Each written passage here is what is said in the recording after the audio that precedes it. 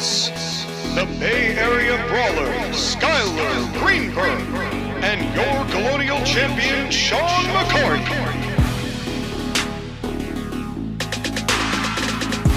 Welcome to the Court Martial Podcast!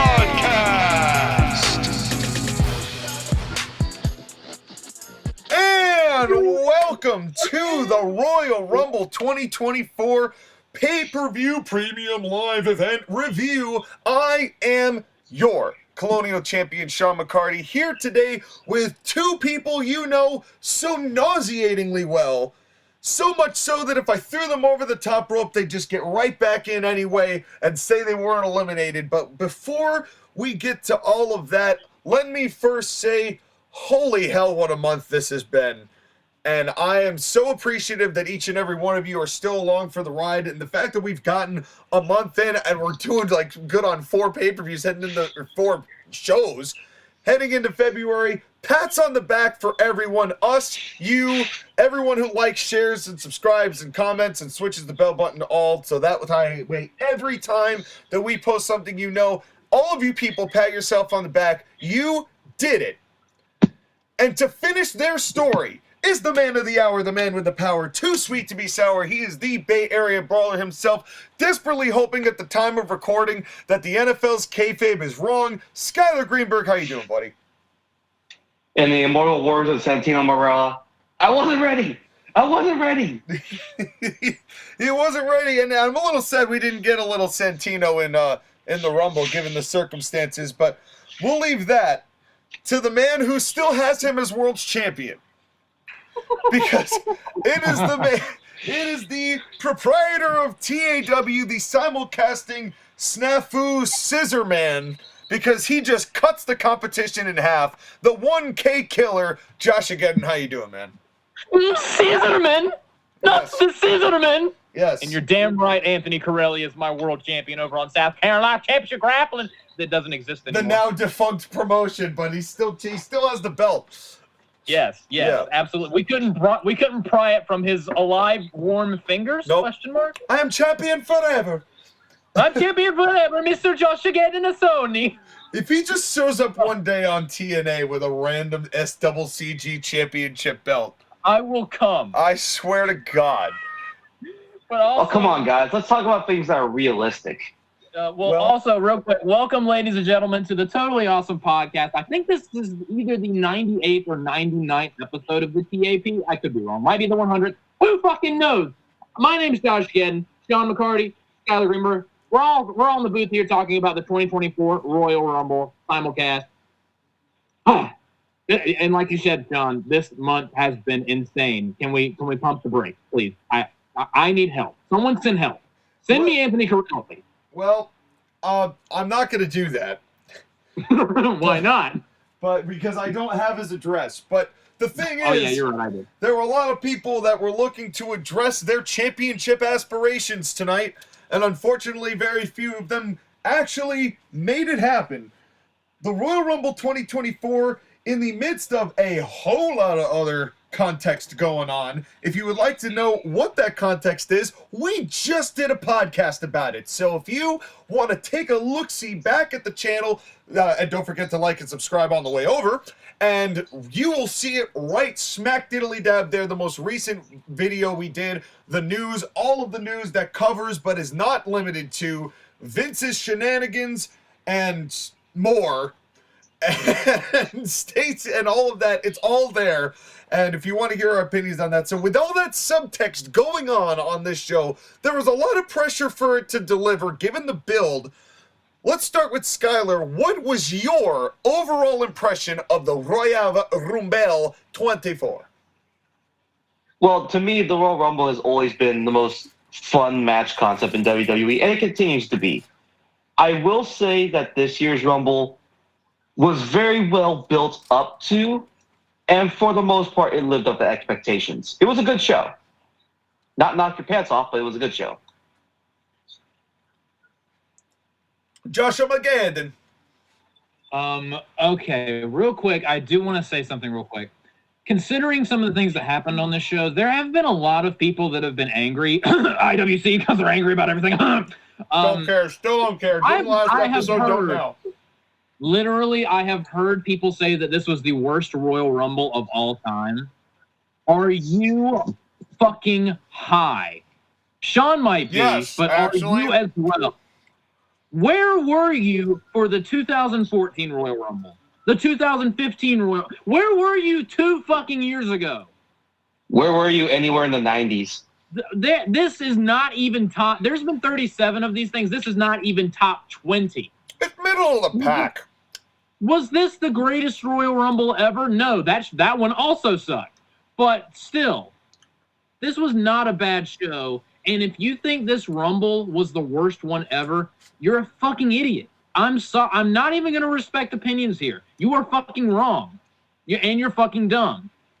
But for me personally, like Sean said, this wasn't a bad show. This wasn't a good show. This was very much a middle of the road show. But I will forgive it for being kind of mid because this is what I wanted out of this show to be, and it gave it to me. This was a course correction show, at least in my opinion, especially with the main event. And this was a necessary and needed course correction because going into it, another thing that I'm going to rant about later, I was mortified going into the show, especially the main event. A lot of worries. What I was worried about did not come to pass yet. So again, with the conclusion of the show made me very happy. The people there was no real big surprises other than we'll get to especially in the women's match. But overall, while this wasn't the greatest show of all time as far as like in-ring or results or predictability, as far as what I wanted the show to be and what I felt it needed to be, the course correction over the massive fumbles that were last year, specifically WrestleMania 39 Night 2. That imagine getting all the way to the finish line and fumbling just because you suck. This was the much needed course correction. Yeah, we're not in my Daniel opinion. Jones here. Don't get that reference, but sure. I knew you wouldn't. It's okay. There's Your a lot of thoughts? angry New Yorkers right now. You don't need to I'm worry sure about. there are. But in any case, did any of you watch the pre-show? Well, hold on. Before we get to the pre-show that none of us watched, what were your overall impressions of the show? Oh, me, right. I have to go. Duh. Of course. Well, you guys have both basically summed up my opinion, truthfully. I will lay down my hot takes now, and we can Stephen A. say you're ridiculous as we get the night going on. First of all, I thought that Hard to Kill was a better show. Agreed. It's not, I mean, they're structurally different shows, right? Part of it is that TNA had no expectation going in and way, way over-delivered.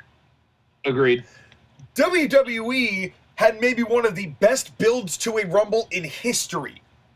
They sunk so many baskets in the lead up to this show with the promos between Punk and Drew and Punk and Cody and Drew. They just did such a good job layering this show to get the Rumble where you saw so many people having the chance. Gunther getting his kicks in later on, and all of his chops.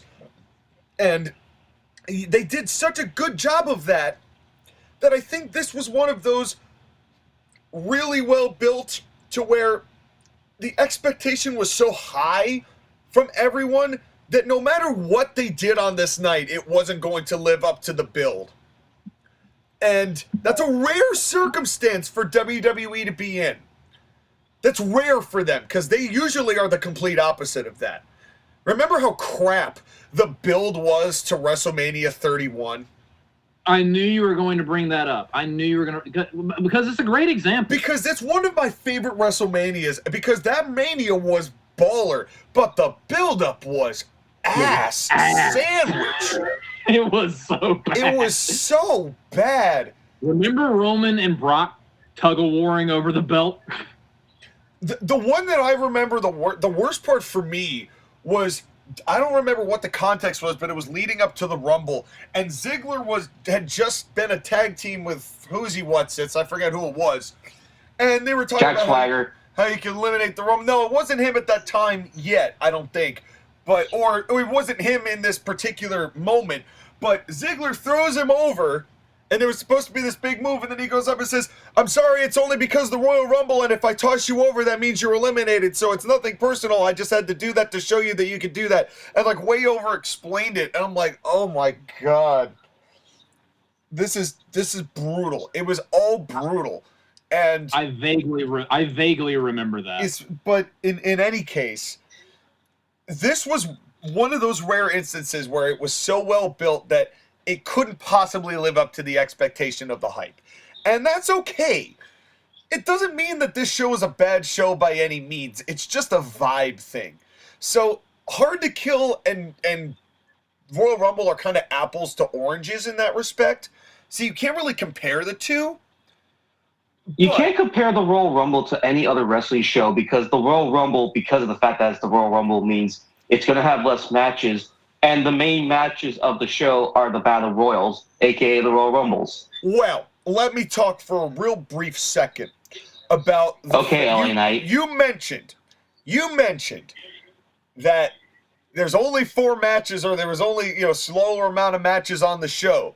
Now, here I saw there was 4 matches, so I'm thinking, all right, this is going to be like a 3 to 3.5 hour show, an hour for each Rumble, and then, about 15, 20 minutes for each match, right? Wrong. You were sadly mistaken, sir. I did not anticipate this show to go to midnight. I was not a happy camper. I was real, and I think that was also part of the problem on the rest of the night, is that I think the crowd was just getting gassed. Yeah, even though Tropicana Field is hard to hear, it felt like they just had gone on for so long that the people were trying to stay up for it, but it was hard. Dude, I watched the post-show press conference. That didn't end until like 1:30 a.m. Yeah. Oof. Christmas. Yeah, that's AEW level. But I mean, it's one of their big 4, so they get a pass, but still. Yeah.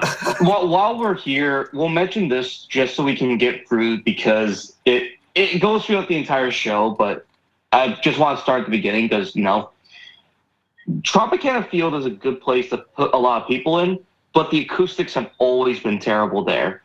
So you're not going to get, like, the super loudness of it because of how high the dome is. Well, there were some. To be fair, and we're going to kind of talk about those in depth, because the reason why I liked this show, and the biggest reason why I liked this show, is that it had one giant resounding middle finger to its quote-unquote competition. You can't, okay, real quick, you can't even quote-unquote that. That's giving them way too much credit. No, you're right. You're 100% right. But this show had a definitive fuck AEW vibe to it. And I was so here for it. Me too. I was so here for it. And the way that it all was laid out in both Rumble matches for a variety of different reasons. That I was cool with. So we are going to have the fuck AEW counter. We don't, because Vince is gone, so we can't do a fuck you Vince counter. So we're going to do the next best thing. I mean, fuck you AEW, but specifically fuck you Tony Khan. Yes. Yeah. And real quick, Sean, you were saying that Hard to Kill was better in quality than this show. I'll go one further, since we're talking about all excrement wrestling. Hard to Kill is better than basically any AEW show they've ever done. Well, the thing is... With maybe a couple of exceptions. The only one that I can really say and quality combat you on in that respect is maybe Forbidden Door last year. And maybe the All Out where CM Punk wrestled Darby Allin. Maybe. Yeah. And the one that he wrestled against Eddie Kingston. Maybe. Yeah, it's just the difficulty is with AEWs, there's just so much filler garbage on those shows that, like, you can get 3 good matches out of 12 hours. 12 hours and 9 garbage to worse matches. On a scale of garbage to Moxley, where you fit on the scale. is, and that's the rest of the show. So it's like it's hard to even compare any show to AEW because there's 3 shows in one of their shows. 2 of those 3 shows are ass, and one of them is halfway decent, or at least they were. Now it's just complete. The cause is lost. Yeah, it's to the point where AEW is just an infinite black hole of suck. The fact that TNA feels like it's got more hope and in somewhat cahoots and endorsed by WWE on top of that, we're going to talk about that in a second, and how huge that is for the growth of another company trying to make a power play, which also makes me very thankful that we did watch Hard to Kill. Me too. To review it, because that way helped the context of what we saw tonight. Mm-hmm. But we begin, in order to explain, with an intro package, brother. What you gonna do, brother, when I explain when what I this brother on you, brother. Yeah, when I brother on you. Jack, brother, dude, jack me off, brother, dude. Given the stuff that's happened this past week, we shouldn't talk about what people brother each other to. Well, listen. Okay, all right. With that in mind, I'm gonna do it anyway. Brother, jack me off, dude. Brother Hogan, yes. But I will also say this though. Here's the wildest thing. Here's the wildest thing about this. Vince gets Hulk Hogan over one final time by doing something so outlandishly worse than what Hogan did, that Hogan comes back and does this intro and appears another time on the night, and nobody said a fucking word. I know, right? Nobody gave a shit that he was there. No pun intended, but nobody cared. It was like, he was literally, and it's like, oh, Hulk Hogan's here, great. And that was the end of it. That takes skill. I'm not gonna lie. When he first showed up on the screen, my brain immediately was like, oh no.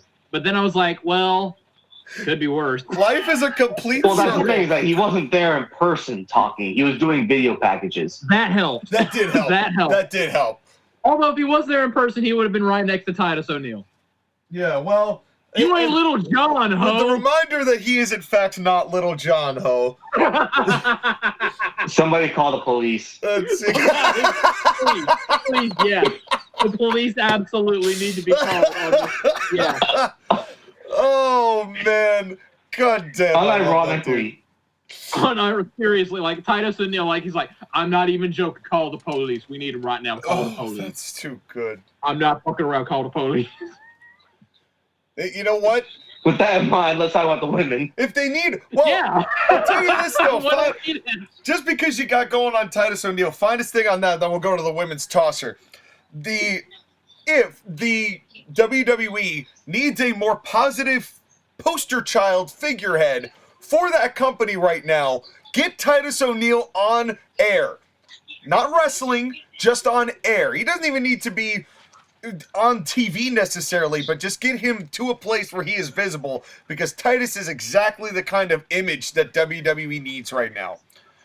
Oh, yeah. It wouldn't surprise me at some point if, like, maybe after Adam Pearce or Nick Aldis, he becomes a general manager. I would be down for that, unless they showed him, like, all the time, constantly. Then the appeal of him would be sullied a little bit. Yeah. Aldis is doing such a damn good job right now that, like, I'm so intrigued to see what they do with Nick Aldis. I'm a little disappointed he wasn't in the men's rumble. I kind of thought that might be a possibility. But John, I mean, on that point, Nick Aldis has been good, but I don't know how much he has on Ava Raine. So the women's tosser. As I toss my own salad, and it's here's the interesting thing, we get a Pat McAfee here. Hello, Pat. Mm-hmm. And Cole goes, I knew the whole time. What? Before we even get into this match, let's talk how the feeling of this commentary was. Now that, because this is another, we haven't talked about the fact that this is the first Dunless pay-per-view. With our new ESPN guy, who I don't know the name of, who I'm going to have to learn so I can blame him. Because there were issues on the night. There were tech issues the whole night, and a lot of it I thought was a little bit of a miscue to the actual headsets of the commentary team. A little bit. Just a little bit. Which, by the way, his name is Lee Fitting. Lee Fitting? Yeah, Lee Fitting. Lee fitting like Lee fitting jeans? Yeah. Yes. All right. Well, then he's not done. He's dungaree. All right. Now, I will see myself out, and we will talk. But the commentary was definitely more was so fitting of you, Sean. The commentary was very much freer and more loose, and they cracked jokes, and it almost felt like an E-Fed to some degree. Honestly. It really did. It was the weirdest sensation on the planet. It was. Yeah. It was wild. We'll get to it, but the best part was, okay, really quick. This opening Rumble, like the first third was fine because I had some surprises and it was fun. The second third of the match was fucking awful, and the last third was actually pretty good. That awful middle section. The best part was the commentators burying everybody, every gimmick. Oh, man. Dude, it was like, Sean, whenever I have you on my show, it's so funny when they're, like, whenever you would bury Steve Burns and Shaggy. Yes. It was like that, constantly. It was. It was just brutal, and they were just laughing at these ladies. It was just... But it really was funny. Like, Michael Cole marking over the antlers was one of the funniest things. I don't know why that got me so much. Sarah Logan comes out, is she wearing the antlers? Yes, she's wearing the antlers. And Pat's God! And Pat McAfee's like, what the hell does that mean? What does that mean? Does that help her win? Like, he had no idea what that meant. He's like, no one knows. Oh, it was so good. It was so good, but we are getting way ahead of ourselves. Yeah. And usually it's Skyler who is here to reprimand us for getting way ahead of ourselves. So, Skyler, why don't you talk about number 1 and 2? Do we? Yes, you do. Yes, you do. I command you. Tell us about why do we have to talk about you were involved with the gambling thing you were involved in, where you had didn't you have like 2 and 5? Oh yes, tell us how much money you made and the women that you got. Okay, so quick story. I was asked by a friend to put my number. I actually was going to ask you guys if you wanted to do this too, but I put down $20 on Royal Rumble numbers to hopefully get like a $200 pot. Yeah, I already spent $200 on that. I knew you were gonna say that. And I got numbers 1 and 5. Yeah, so like, tell us who number 1 was, Skyler. Crazy cat lady Natalia. You know what? I would actually enjoy her a lot more if she came out with 6 cats in a fucking sweater.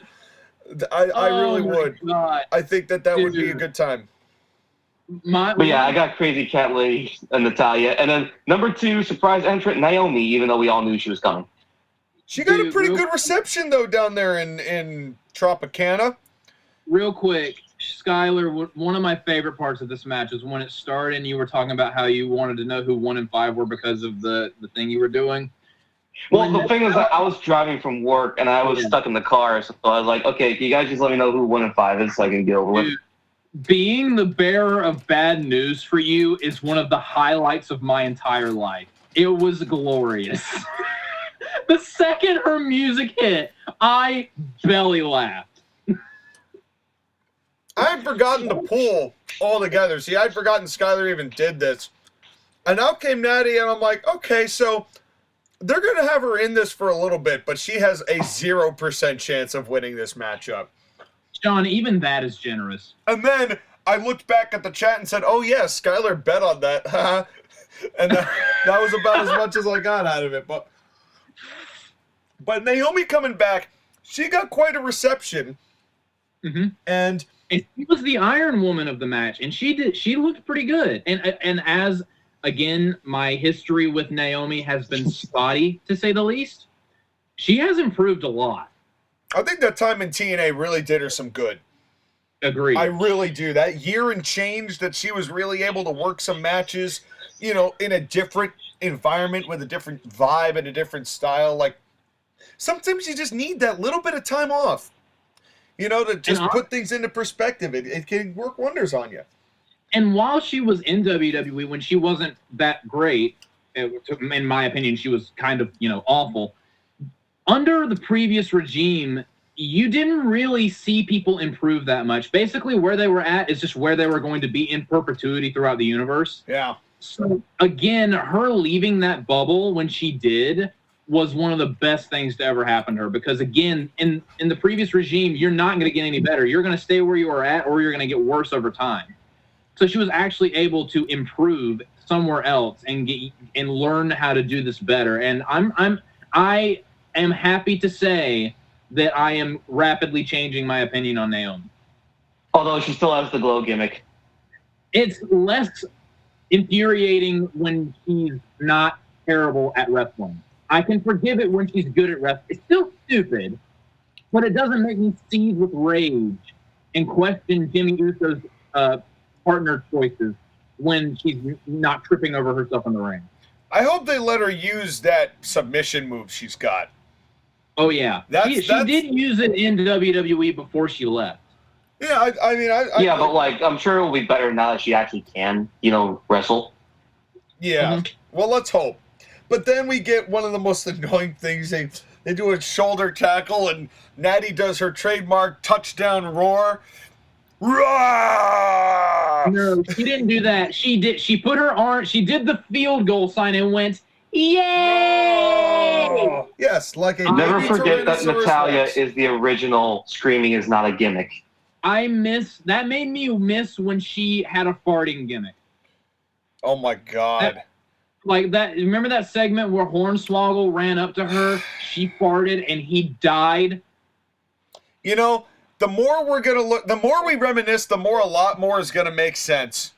I'm just saying, I think the more that we think back, I think we're all gonna go like, this was so obvious. How did we not see this? This was staring us in the face for 40 years. I wonder how much of it was a rib where she farted one time and it stunk really badly and they decided to make that a gimmick. When she does the yay spot, I just want her to just be the next series of releases. She comes off like an airhead every time she's on TV. How do you do that? For how long? She's been in this company since what, 2008? Can you not be an airhead, please? Yeah! Shut up! Anyway, continue. Well, so Bayley comes in at number 3. Yes, she does. And the fascinating thing is, the second I saw that Bayley was at 3, I kind of knew this was where they were heading. Because this felt very much like a Ric Flair style of let me just go through the whole gambit. It just had that vibe, the way that they were going with it, which is fine. I don't find that as a level of predictability being a bad thing. But I liked where she came out because it gives her the most amount of momentum heading into what I assume is going to be a match with Io Sky and not Rhea Ripley. It also helps the Women's Rumble, the fact that they had their best worker pretty much from the beginning through to the end.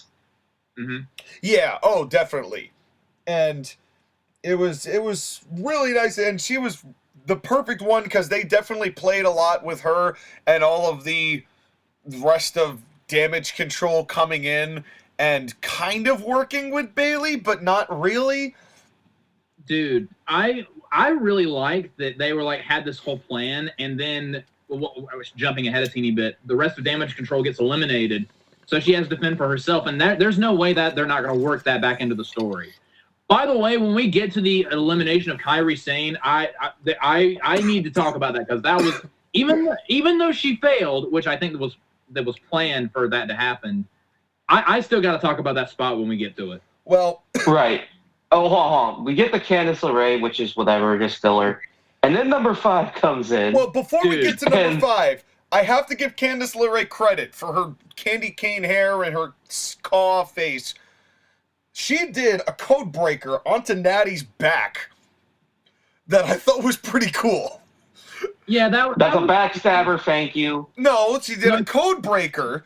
And Natty was on all fours and landed on Natty's back as Natty fell. She hit it onto, I don't think it was Bayley. I think it was Naomi.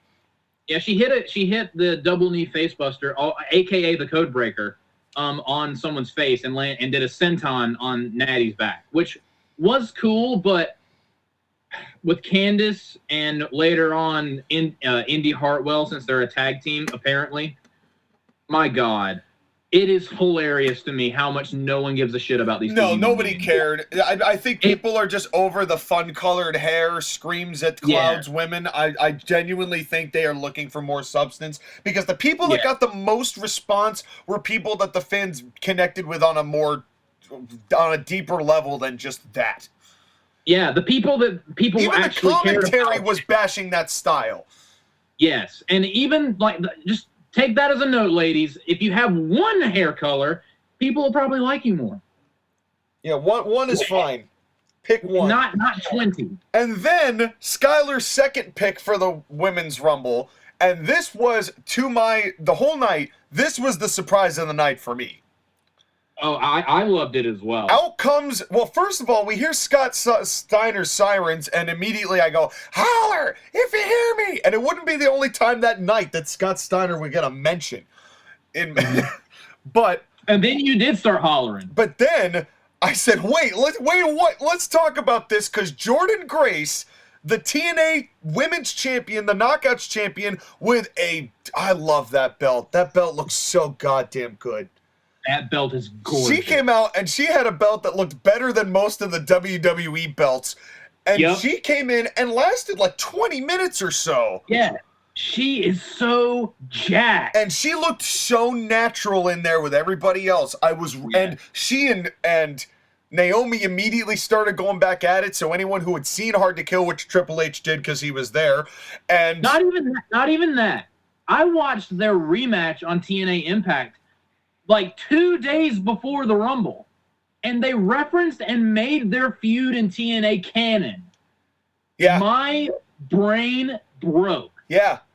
It was so weird. It was incredible. I'm like, and the implications of this are so wild. Because this was probably a one-off, but there have been a lot of whispers that with TNA trying to get a TV deal and get back on the market, that they have been subtly working with Endeavor. This proves, and there was this shot, I don't know if you guys saw it, that there was a shot circulating around that maybe somebody had seen Triple H there at Hard to Kill, and then it was quote-unquote denied.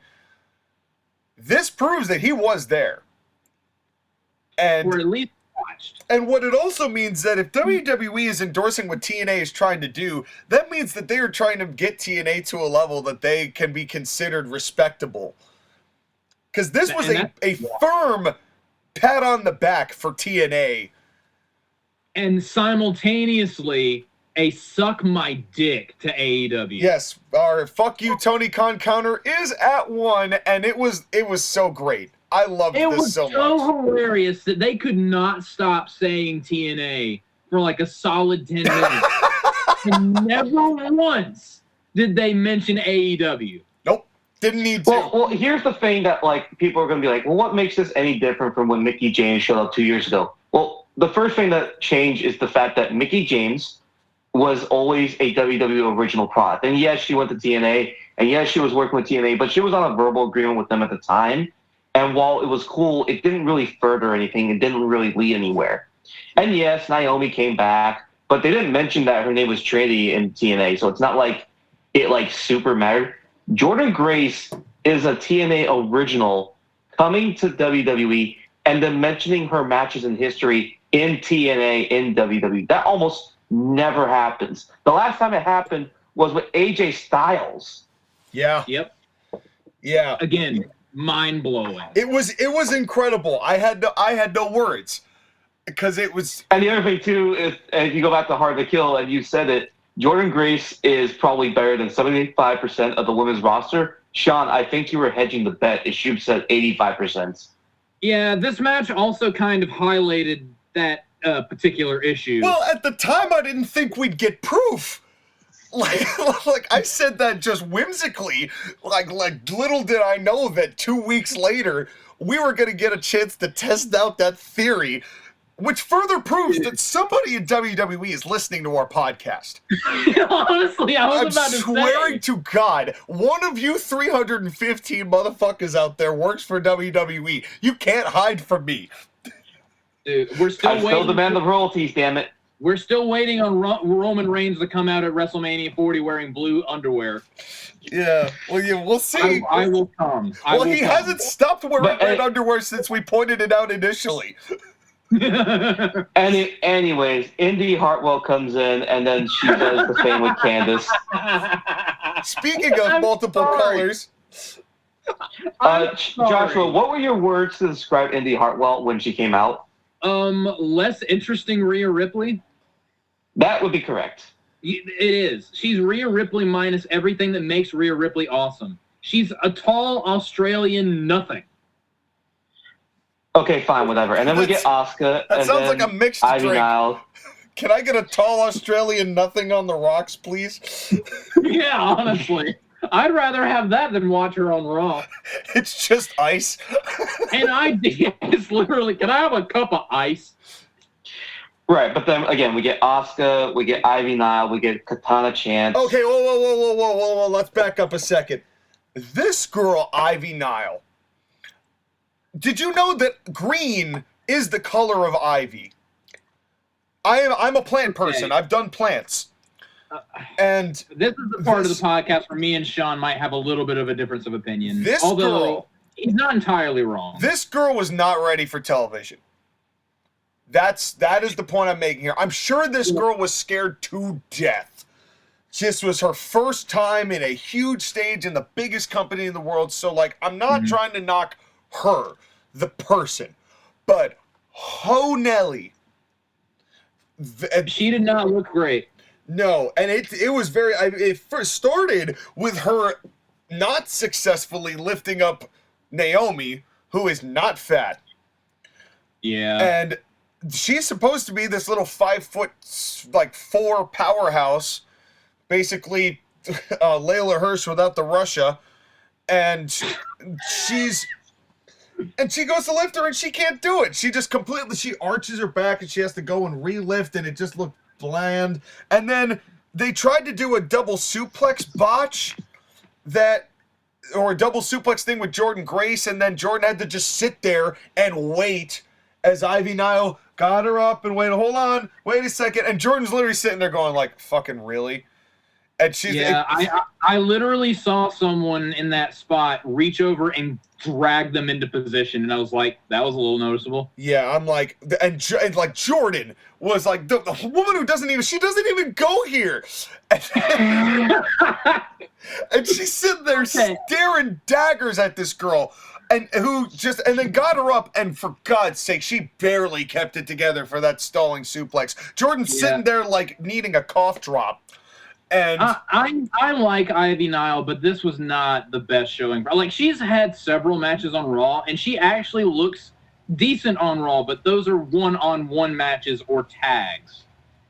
Maybe she wasn't quite ready for a huge 30-person match in the most exciting match of the year. Well, here's the thing is that a lot of people, men and women, are not ready for the Rumble because the Rumble is a very specific type of match. Yeah. You can't practice spots like that. Now, if you're good at wrestling, you can get through it. Or if you're over, people won't care as much. Yeah. But Ivy Nile is neither. Yeah. Again, honestly, we'll get to it, but in my opinion, as not on her A game or on even on the chart that Ivy Nile was on this night, she was far from the worst person in this match, and we will get to the worst. Oh no! It was going to get so much worse. It was. Yeah. But having said that, guess how old Ivy Nile is? Give me a guess. 31. Isn't she 20-something? Exactly. Really? 31? She's 31. Hell yeah! Let's go. She's my age. Oh God, she's my age.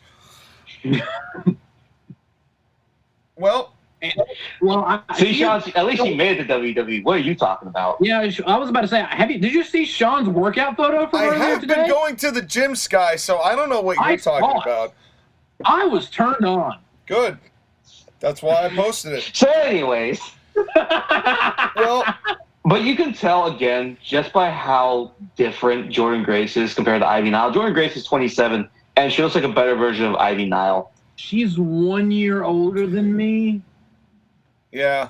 Fuck. Yeah, Jordan, I mean, and you know what? Here's the thing. I need to get my shit together. What the fuck? To TNA's credit, what they did just recently is they showed kind of a from where she began to now, and like she was a lot porkier when she started in TNA, and she has really put the work in over the past 6 years. From 2018 when she first arrived to now, where she looks like that, she wrestles the way she does. Like, she has dedicated herself to this craft. I give Jordan Grace a lot of credit for what she has done.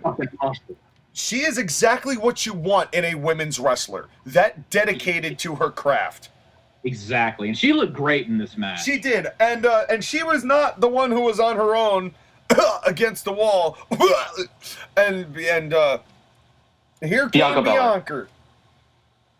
Fresh out of her thing with Montez that's now airing on a show nobody cares about. Yeah, to your point, Sean. One of my favorite one of my rapidly becoming favorite things about Bianca is the way Wade Barrett says her name. It's Bianca. Yes. And it feels like the Finn Balor Yabu thing. Bianca. It's slowly turning into Umanga.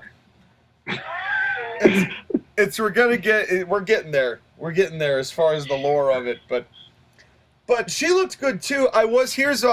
Here's my first thing for Lee Fittings, or what did I call him? Dungaree. Here's my first criticism of Captain Dungaree here, and they did. I forget what they were repeating. Maybe a suplex that Bianca did. And while they were doing a repeat of something that had happened a while earlier in the match, they missed in the picture-in-picture Bianca doing a second rope follow-away slam to I forget who. Maybe Ivy Nile? Yep, I noticed that as well. There were a lot of badly timed replays. But here's the thing. To the credit of the commentators, they called that. Yes. They said, and there's a follow-away slam in the picture-in-picture, so like they still acknowledged what was taking place. WWE of old, they would have just glossed right by that shit. They would have been, and here's the replay, and then come back up, and then there would have been silence, and then Cole would have said, and don't forget to eat my Snickers or whatever. Well, I'm not going to lie. The Royal Rumble may be the hardest match to shoot because so much is happening in the ring, and other people are coming into the ring at the same time.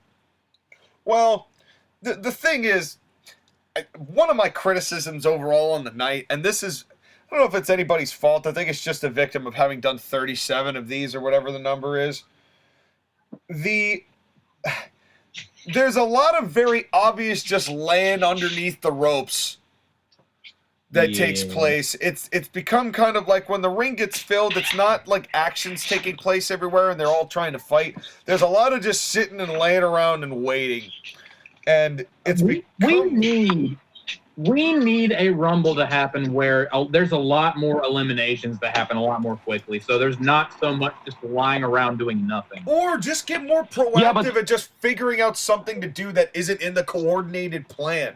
Like, you could leave the camera shots open for the high spots that they're going to do with the incoming people, but, like, look active. Yeah. But that's hard to do for, like, especially for the people that have to be the iron person of that match. It's hard to do that for 50, 60 minutes at a time. Well, totally. I'm not saying don't do it at all, but don't lay there for 2.5 minutes in the same spot, just kind of rolling left and right like you're a goddamn tuna steak. Like, it's just... Again, all this to point out that, like, the Royal Rumble is one of the hardest matches to do. That's why, inherently, it's just going to be a sloppier match by product. Well... And it wasn't that it was sloppy, but it started to be once... especially as the worst members of the women's division entered this match. Yeah, we are now entering the middle section of this match that completely sucked total ass crack. Then I think you should describe all of it. Relive us your pain. I don't care if she's next or not. Somewhere in this scuffle of just... people that do not belong in professional wrestling, Maxine Dupree and again, I don't care if she was next. I want to talk about her now. Holy shit on a steak. She's the Alicia Fox of this era. Which means she's going to be referred to as a WWE legend in a couple Yeah, complete legend. Hall of Famer, Maxine Dupree. Dear God.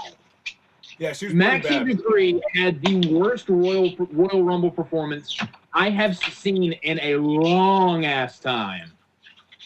There was a spot where she went for a tilt-a-whirl head scissors, and someone on the production truck may or may not have accidentally put the live feed in slow motion.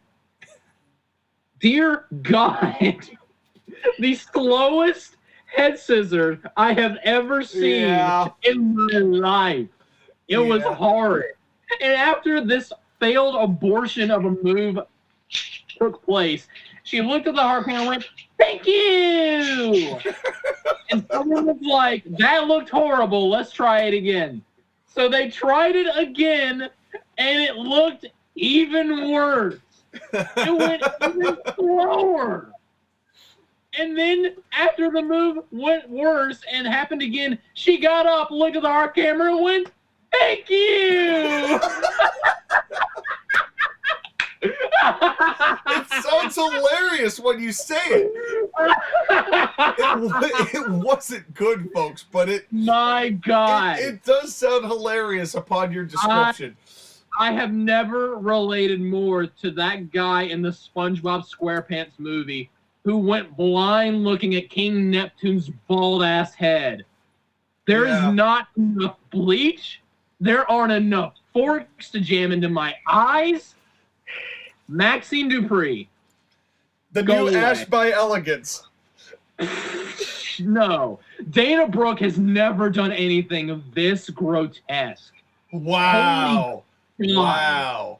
I would rather That's watch, a hot take. From Josh again, that's a hot take. Dana Ashbrook by Elegance in an Iron Man match with fucking Liv Morgan over this disaster. This was horrific. This one sequence literally took at least 2 points off of my overall grade of the show. Holy crap. Okay, Sean. And then Shotzi came out, and then who else do I hate? Shotzi was tame this night. This was like the least involved Shotzi has been as far as hatred goes. It just was like just more crap on top of an already JoshAgeddon hate-filled middle section of this show. Dude. And then like more just defecation ensued as more awful poor. I can't even English right now. Okay, can I go ask a question, Sean? Yes, sir. Before she was a wrestler, what did she do? Who, Maxine Dupree? Yeah. Whore? No. Well, I'm gonna say model for the Sears catalog. Nope. I'll tell you what she was. She was a cheerleader for the LA Rams and was a dancer for the Phoenix Suns. All right, so like a Nitro girl. Basically. Okay. Can she go back to that, please? Like, what's with their obsession with turning ballets into wrestlers? Like they've been doing this for years. Her, Lana, before her. Think about who hired her. I will say no more on the subject. Yeah. Okay, anyways. So again, you just went from 10 all the way to 18 and then to 20 and not mention any of the people in the middle. Hold on! Please! Sean, if you want to know pure pain and misery, Maxine Dupree had a one-on-one match with Rhea Ripley on Raw a couple weeks ago. Go watch that match and try not to cringe. I'm okay. It was utterly horrific. I'm okay. Now, Skyler, you may proceed. We skipped over the Kairi Sane Spider-Man I was actually going to spot. say, can we talk about the Kairi Sane spot to save herself from imminent death and then just dying anyway? Honestly, this was one of my favorite spots of the night. Kofi Kingston, go fuck yourself. This was actually wild. because she gets thrown out, and she's like, "Nope, I'm Spider-Man." Actually, nope, I'm not. I'm good. Bye. No, you know what this was? This was the quintessential anime side character death right after they're about to get their life together and change things for the better, and then they immediately die and say, to do it for whatever and just think of me and whenever you go. Because it was literally that save on moment where you're holding on and then you see, the Titan eat his mom, or whatever the thing was. The start of Attack on Titan. But that's how this felt. And then she got eliminated and then we all moved on. I will but it was good, though. I liked that as the save spot of the I did, show. But honestly, I liked that it didn't work. Yeah, me too. Me too. I think it got a little too overplayed at working all the time. Yeah. Kofi Kingston for the past 2 Royal Rumbles disagrees, but whatever. He didn't even attempt one this time. He just got shit kicked. Good. Good. That means he's learning. So did Naomi. Truthfully, she didn't have a save spot either. This was it. This was the save spot.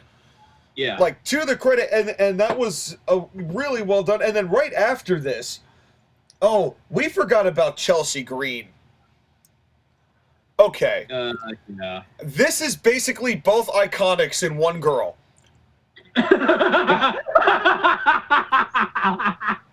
My God, that is there. You have Sean. You are on a roll tonight as far as the most accurate thing I've ever heard. So this is the Canadian Iconic. Yes, yeah. There's a gimmick. There you go, Chelsea Green. That one's free. Dude, I know you're listening. Someone's listening. She is if both of the Iconics put on the Patara earrings. But she came in and her whole thing was basically dodging everybody else, but her getting smushed, but still being saved. And then Piper Niven came in and saved her for, no reason. Piper Niven, who looked they're a tag team. Piper Niven looked like if Drew McIntyre fucked the Pillsbury Doughboy.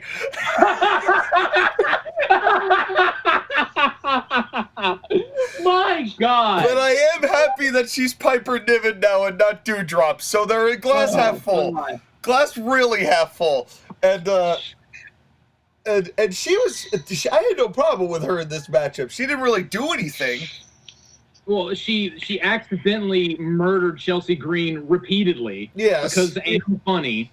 Although I did like when she caught Chelsea Green, she pretended to drop her for a split second just to scare her. That was funny. But then Chelsea Green, after that, she turns around right into one of Jordynne Grace's spine busters, which there were plenty of in this matchup. Dude, there was so many spine busters in this match. But this one was the best. Yes. Jordynne Grace had the spine buster of it. And then the way that Jordynne Grace got eliminated was about as strong as you could do for another company's champion. Yes, and it was brutal, too. She didn't get tossed by Chelsea Green or Shotzi Blackheart totally shitting on, the whole champion. She lost after a KOD from Bianca Belair, former women's champion, the female John Cena. Bianca Belair just got a new Diva show because the Bellas are no longer around because they're probably part of other lawsuits. And no, actually, Nikki Bella is the host of Barmageddon. Great. Can't wait to not see that. And yeah, me too. But in any case, Bianca Belair gave a KOD to Jordynne Grace on the apron. That's about as emphatic a finish as you could put, but that is putting one of the best that WWE has relied on over the past 5 years in Bianca Belair and putting her toe-to-toe and, for a moment, having both of them be equals. That was why I felt so enthusiastic about the implications of Jordynne Grace being there. Because it wasn't to be TNA getting buried. It was TNA actually getting a pat on the back saying, hey, keep doing what you're doing. Yeah. It was the same feeling. By the way, this was Bianca Belair's actually only elimination. That's kind of interesting. Well, but, I think that they're kind of acknowledging that Bianca Belair's lost steam a little bit. As important as she was during this matchup. She wasn't. She wasn't. She wasn't essential to the matchup. It was really just that moment with Jordynne Grace, which would be really cool if if Bianca Belair went and did a few TNA pay-per-views against Jordan Grace. Doesn't have to win the belt, but it'd be kind of cool. Just saying. Who knows? Even Triple H's post-show, then I'll let you talk to us again. Even Triple H's post-show, well, I'm not going to be cliche about the kind of door that's being walked through, but, you know, read into that what you will. Who's to say that they may not have a little fun talent exchange with people who may or may not be over? You know, the possibilities are endless. I would be so down for Bianca Belair versus Jordan Grace. I'm not even fucking kidding. Slammiversary? That is funny. Do AJ Styles versus Jason Alexander. Do AJ Styles versus Alex Shelley. Oh! Give us that one more time. Like, there's a lot of things. There's a lot of... Give me Chad Gable versus Josh Alexander. Oh! How about Okay, now, how about before we Gunther make versus Joshua Alex come- Hammerstone? Too late! It's too late! It's already happening! Wait, you know Before what? we have Joshua come, I do have to have Nia Jax come in and eliminate half the field. Well, see, this is a great moment where if JoshAgeddon knew Archer, I could just go, shh, a penis can only get so erect. But unfortunately... No, the phrase is, my penis can only get so erect.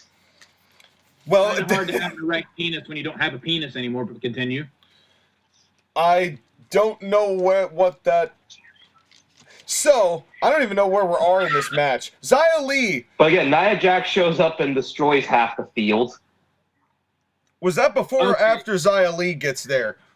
Oh, Xia Listen. is such a dork. Listen, Her gimmick is she's a dork. this was part of the show where the shitting on the gimmicks really elevated. It really elevated here. Because Xia Li comes out thinking she's goddamn Cabal. And comes out and does a whole bunch of screaming, and that's it. And a couple shots that looked like they were a little stiffer than they should be. I really don't know if she's improving at all. She's not. I've seen a little bit of her like on other shows that WWE does. She's getting better, but it's still a work in progress. She's 35. She's not improving any more than she can. Well, I don't necessarily agree with that, but and then right after Xia Li comes out an equally cringe Sky Striker from Yu-Gi-Oh! Zelina Vega. okay, I am done with I'm a gamer and I like anime gimmicks with these fucking people. Remember how cringe Stop. it was when Adam Cole came out as Master Chief? Yes, stop. Yeah. It's not cool. The only person that did that and it was fucking cool was Kenny Omega. And although I'm probably the only one that has that opinion, but even then, it wasn't so overly ridiculous. Yeah, but that was like the Terminator, though. That was like when he dressed up as Akura from Street Fighter, and the two little loony bins dressed up as Ken and Ryu. That was lame. But I was more lame. referring to when he came out as Sephiroth. I thought that was cool because it wasn't so ridiculous and like he didn't have metal contraptions hanging off of him. No, it was just he had a cape. That was basically it. And he had Sephiroth's music in the background. That was cool. Yeah, it was just the short fuse. The whole thing is that it had a very limited window, and these commentators shat on all of it. Dude, the thing is, you have to lean into it a little bit, and then that's fine. You go full tilt nerd dork, it is such a turn off. Yeah. And I'm sorry, Zelina, call me sexist, but Zelina Vega is too hot just too hot to be into the stuff that she claims to be into. I don't buy it for a fucking second. Yeah. There's no way she's heard of any of this shit that she claims to like. Well, if you watch Up, Down, Down, she is. Well, I don't watch Up, Down, Down because I fucking hate Xavier Woods because he's lame too. But Zelina Vega is married to Aleister Black, so like, do better, Aleister Black. Well, Malachi. Here's the thing.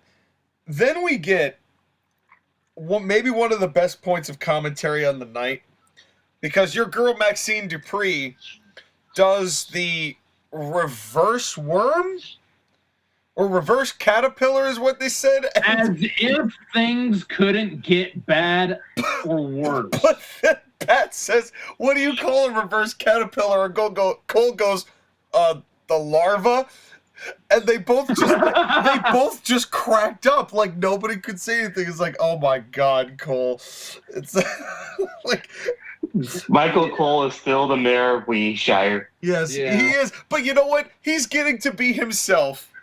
So I'm not gonna knock it. And I thought it was funny because it wasn't the only time Cole was gonna crack me up in this moment, because Becky Lynch comes out, who is an actual winnable prospect. And then, Except for the fact that Becky Lynch was also not essential to this match. well, she did do something, and I want to ask you two about this because I still don't know how to feel about it. When Chelsea Green gets in Becky's face and she gets tossed over the top and she saves herself, and Becky just like pulls her hand off the rope and pats her on the head, and she gets eliminated. I didn't really care for that because it's like, even if you don't legitimize her as a talent, which you don't necessarily have to because it's not what Chelsea Green's there for, that felt way too stagey for my tastes. It was a little goofy. Honestly, if it were me, I wouldn't have removed her hand from the ropes. I would have patted her on the head and then punched her off the apron. Yeah, exactly. I would have done that. Yeah, I just thought it was just a little, it was just the slightest bit too much for me. But then Shayna Baszler comes out and I got sad. But then, then we get Valhalla, who comes out and Michael Cole starts losing his freaking mind. When you were describing possible WWE X TNA matches, Michael Cole was having the exact same reaction to these antlers. Yeah, literally. He's like, is she wearing the antlers? Oh my God, and Pat's just confused. He's like, what's the big deal with the antlers? And Cole, and this is all sarcastically that Cole's like, the antlers, they're the key to everything. He's literally taking a gigantic dump right on her head. And see, Sean, you say we shouldn't be making jokes like that, and then you go making the jokes. I lied, Pato. Well, anyway. But, Sean, one of my favorite things about Valhalla, though, is whenever Pat McAfee's on commentary, he always just doesn't call her Valhalla. He always calls her Sarah Logan because he doesn't care about her goofy nonsense. And speaking of goofy nonsense, R-Truth showed up for the first time. Okay. All right. Now, I like R-Truth. He's been around for a long time, and I respect him. I hate WWE's fucking boner for goofy nonsense, and I fucking hate that the fans like it. I wouldn't have minded if he came out without his entrance music. Right? Sure. Because that just made it all feel so staged.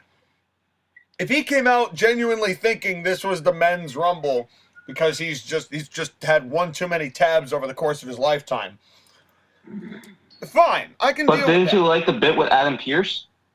No. And but I do like that this led to Valhalla, getting eliminated in 5 seconds. That nobody saw because nobody gave a shit. Yeah. And because they didn't time it right with the cameras and shit. Didn't need to. And she comes up and she starts yelling and R-Truth starts leaving and all that.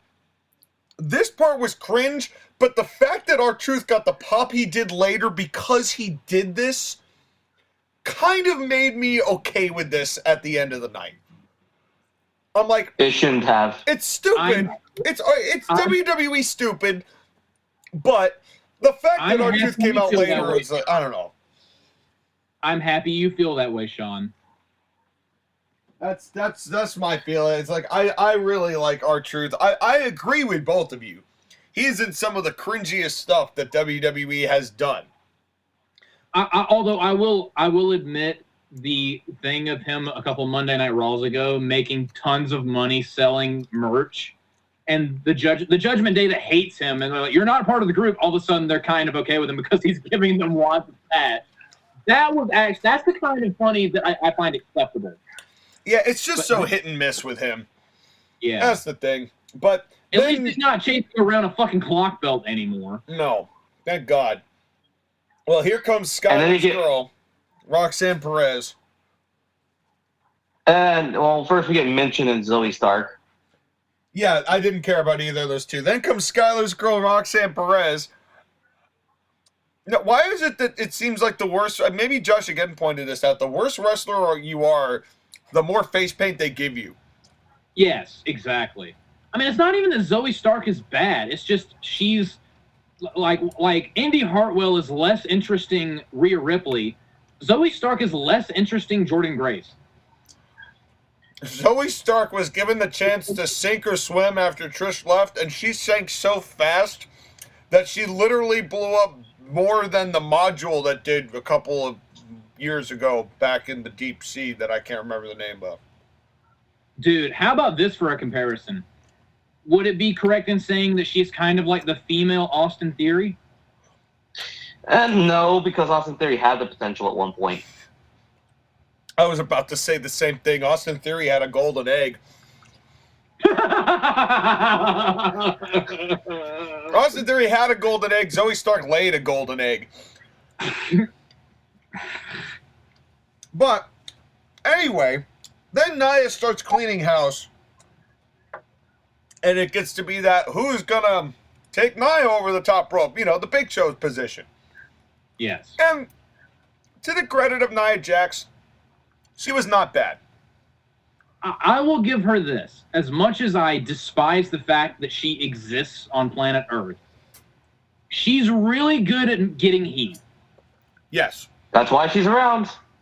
Unfortunately, the safety of the competitors be damned, she gets heat. Well, that being said, every time I see her, I can never unhear, "Be a star."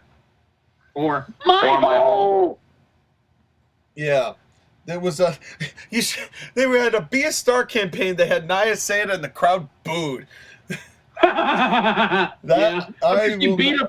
Because she beat up a tiny woman. But then... Yeah, Factual beat up heel matter. Alexa Bliss. Yeah, good times. Well, but then business picked up, as JR would say. Because out comes Jade Cargill. And holy God, the pop this woman got. Dude, this is how you debut someone. Now, this is also the "fuck you, Tony Khan" counter.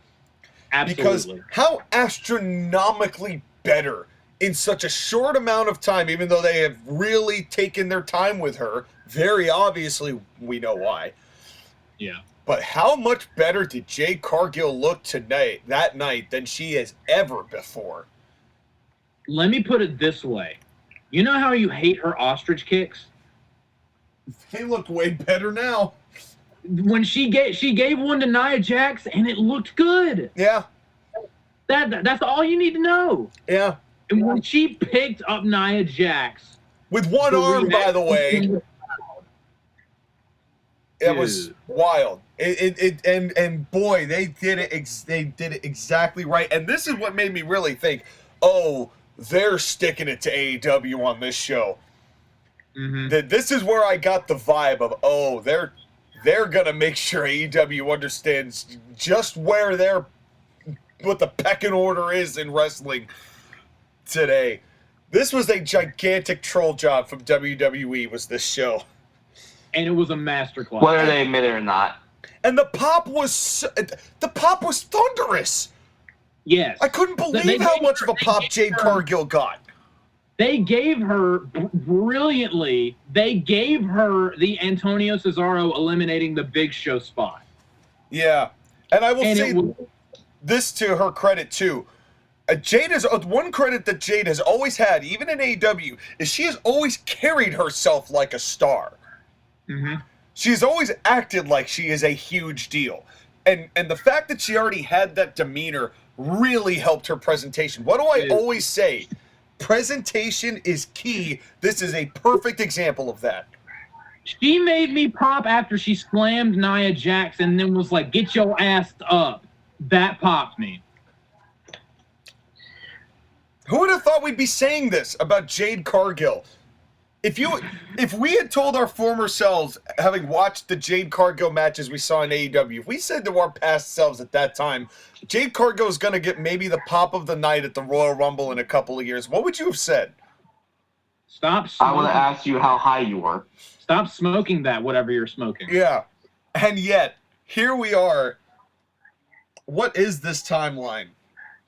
Not to mention the teases that they have. I mean, the Bianca Belair stare down. Huge. Yep.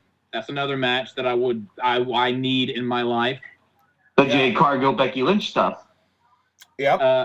I'm less crazy about that match. Well, Jade got Becky and Naomi. Now, having said that, let's talk for a second about Becky Lynch in this match. What's there to talk about? Her cold. She's at her ice coldness. She needs to go away and learn a new hold. Well, she's not going to do that until she loses to Rhea Ripley at WrestleMania. I'm not convinced that she is. She could use a fight with Jordan Grace at Slammiversary. If there's any one person who could go away and wrestle in TNA for a little bit and bring them some quality numbers as they're searching for a TV deal, fuck NXT. Can I mention one thing that is starting to annoy me about Becky Lynch? What's that? Starting to or has been? Well, it's something that's always been there, but it's just more. It's just making the whole proposition more and more just what she could be. There are some people that can get away with not being toned and not having that many muscles. It's getting to the point where she looks frail. She wears mom suits. Yes, she doesn't look impressive or imposing or intimidating at all. She looks like an average Joe that just has orange hair and is Irish and is in a wrestling ring. Well, I think we really ought to just call it like it is and just say that Becky Lynch was a fad. A good fad, a fun fad, and a fad that WWE sorely needed. They needed a woman to get that over. They really did. You know, whose name was not Ronda Rousey or Charlotte Flair. They needed somebody like Becky Lynch to kind of capture lightning in a bottle. But while there's a staggering difference in wrestling work quality between the comparison I am about to make, so please understand that when I say this, that I'm not, but when it comes to the meteoric rise and then the fizzling out, Becky Lynch kind of got Braun Strowman. You're not wrong. It's with way more title accolades thrown into the mix. She won way more than Braun did. It's similar. Is that because of her though, or the fact that the men's division has always been more, developed, so it had more depth? Well, not at the time that Becky was as over as she was, though. I mean, that was part of the problem. It's that it wasn't as complex. You know, this is as they were trying to get other things going back in WrestleMania 35. You know, I don't know, because they were really trying to push the women and push Ronda and all of that going down. You know, the fact that Becky was getting the biggest pops was in large part to the fact that a lot of the men's stuff was getting stale. And, you know, we're at a point now that, you know, it's been a long time since that time. Yeah, it's not 2019 anymore. You know, it's been a while, and realistically speaking, the thing that killed Becky the most, even though everybody shat on Jim Cornette for saying it, but the thing that killed Becky the most was having the kid. Yep. No, it wasn't. I'm 110% on Sean's side with this one. She has not been the same. It wasn't the kid that killed her. It's the fact that, listen, Becky Lynch is still one of the most, beloved women's wrestlers, and she's going to be. That's not a debate question. The issue has come up is that now we've seen so much from the women. We need more, how can I say this? the talent level has risen for the elite women's wrestlers because there's that generation of Bianca Belair and Rhea Ripley that has come up after the Horsewomen. It's not that the Horsewomen don't deserve the accolades and stuff, but if they want to remain relevant in the modern wrestling thing, they have to have better quality matches, better quality promos, and better quality feuds. And Becky Lynch hasn't reinvented herself. She's still the man, or Big Time Bex or whatever. Yeah. Yeah, that is also true. Like, it is so far past. We are way past the 4 Horsewomen era. And the only one that is still like putting in, work to try to equate with or rise to the new crop is the woman that won this match, Bayley.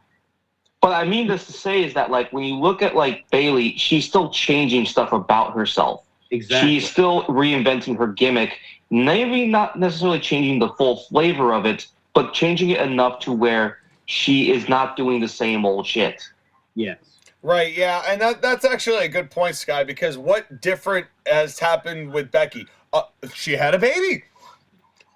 And that's it. And also, the truth be told, it wasn't necessarily having the baby that was the problem. It was coming back and manhandle slamming Bianca Belair in 20 seconds that also really hurt Becky. That also didn't help. That didn't help.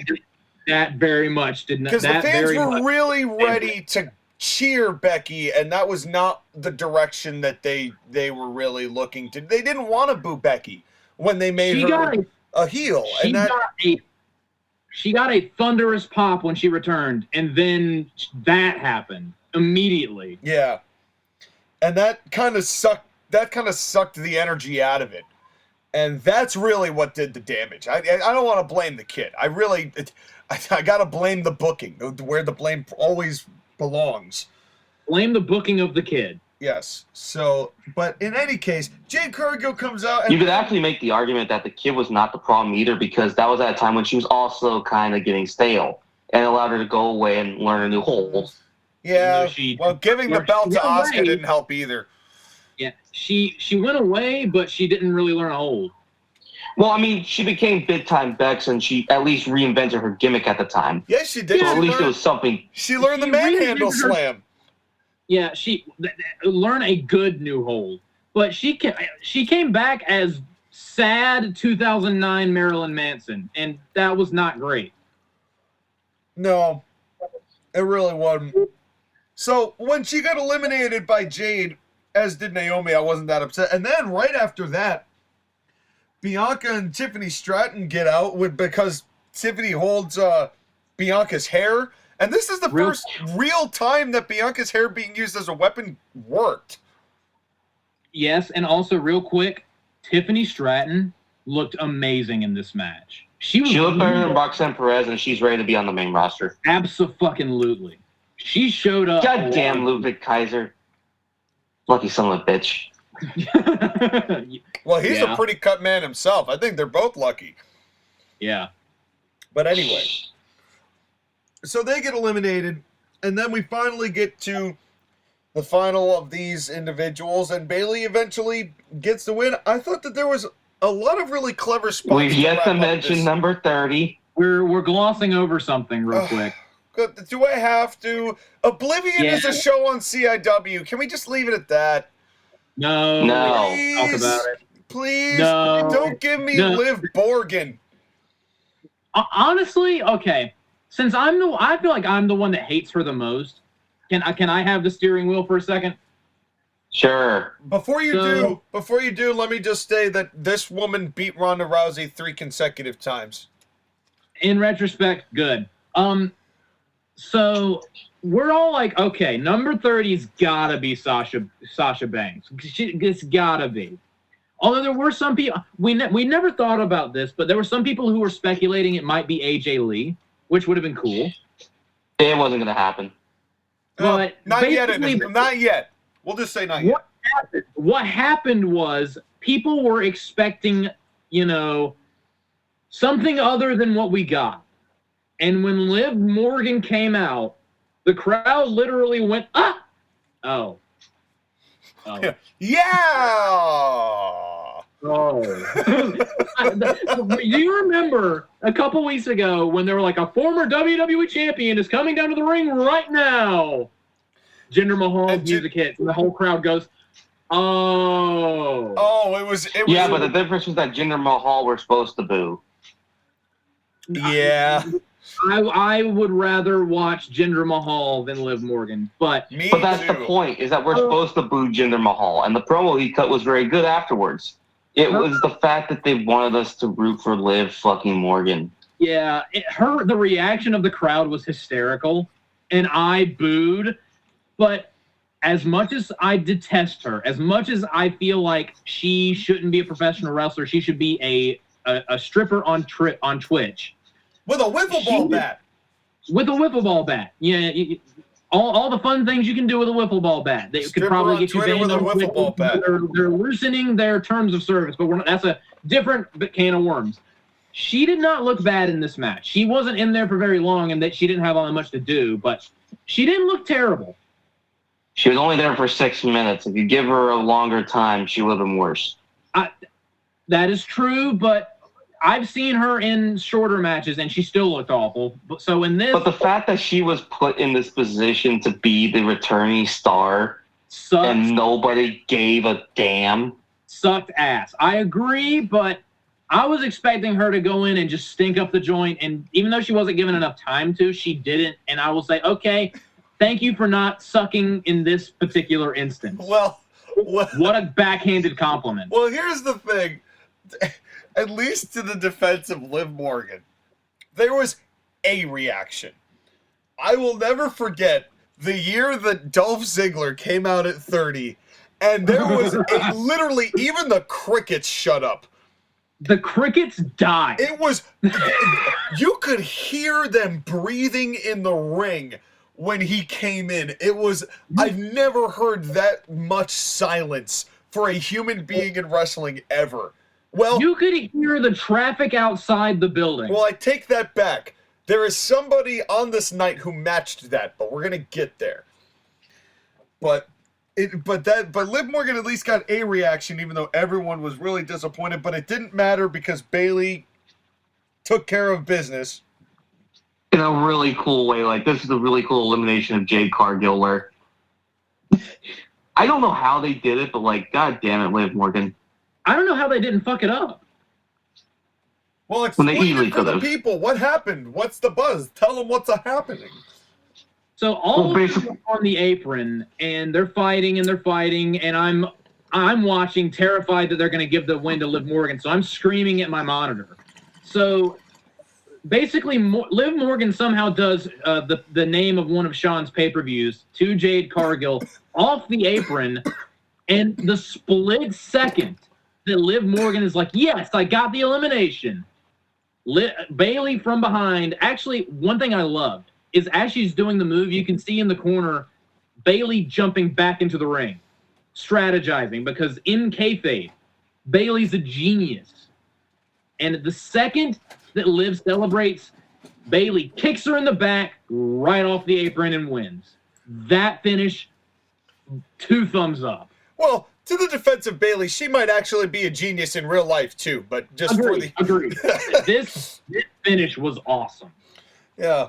Otherwise, that would have been the more backhanded compliment. Well, in kayfabe, she's a genius, but in real life, she's dumber than a box of rocks. Yeah. I mean, that's what we think of Bryan Danielson, but that's another time. Hey, stop that or you're going to get fined by him. Yeah. But in any case, so Bayley wins, so the right person wins. There was clever spots to wrap it up. And like you said, it was kind of a sandwich. It was good open, good end, kind of in the middle. Maxine Dupree. But that's okay. I can't wait to see the next time she performs the larva. But hold on, let's give it to the match winner, because Bayley, again, we've always said that like the horsewoman rankings fluctuate a lot. Right now, she's still the best of the horsewomen. Agreed. Oh, without a doubt. It's It truly does show how much Dusty Rhodes thought of her when he called her a student of the game. Mm-hmm. Oh, she is. More she than is any- tremendous. And More than any other wrestler that we've seen. I 110% believe that she absolutely deserved it. And also, the crowd was behind her the whole time, and they were so happy when she won. Because, again, she deserves it. That chant is a little cringe, but, again, she deserves it. Yeah, and the thing is, they touted how that's like the one thing she hasn't done is win the Royal Rumble. And this is the first time, and this would be like the final chip on her shoulder, to be freed if she got it. And she did finally, and they've already done a good job trying to salvage something of a story with Damage Control, because they've had the damage control, and now it's gotten to a point where, if you give me Io Sky versus Bayley at WrestleMania, all right, I'm here for it. I'm down. Unless you decide to go for Rhea Ripley, which I'm equally as invested in. You know what? Honestly, whichever one they decide to go with, I'm cool with. Yeah, I honestly, this is one of those situations that it's a win-win on either count. So I'm all for this, and this was the thing. The whole thing on the night is that the right people won for what they've been trying to do and what they are continuing to do. So I didn't have a problem with any of the finishes on the night.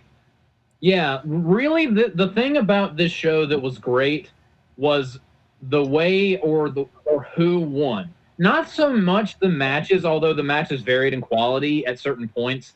It was all about who they went with. Right. Well, not just that, but also the way that the finishes happened. Like, I don't think there was a bad finish on the night. They were all creative and they were all interesting.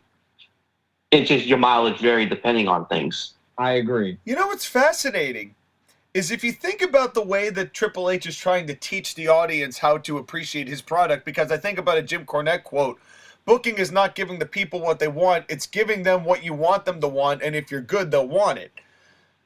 Is this Triple H trying to teach his audience not to care about the quality of the match, but to care about the winner? Like back in the day when kayfabe existed. And it was about who won the match, not how many tope suicidas were done and what, I mean, not that we're not going to, that cement mixers do and don't make a difference. But it's... But Sean, I like flips. But getting that fundamental piece correct, yes, is so crucial to what the direction of the product is going to be. Dude, it wasn't that long ago when, like, wins and losses... I'll never forget Nikki Bella saying this on Raw. Wins and losses, who cares? Anyone who should... Well, and then Tony Khan cared too much and ruined that. And that's the problem. But let's continue saying fuck you to him and move on to probably the most Tony Khan style match of the night. The Fatal 4-Way between... John's favorite kind of match. Between Roman Reigns and AJ Styles and Randy Orton and LA Knight, and I knew why they did this, and I respect why they did this, because they didn't want Orton or LA Knight to be thrown or eliminated in the Rumble, but they needed they wanted all these guys to feel as important for Roman Reigns, but it's the Royal Rumble. What the hell do you think was going to happen? That's about as much as I got here. I'm going to let you guys break this down more than me. I'll have a little couple of things to throw in, in there.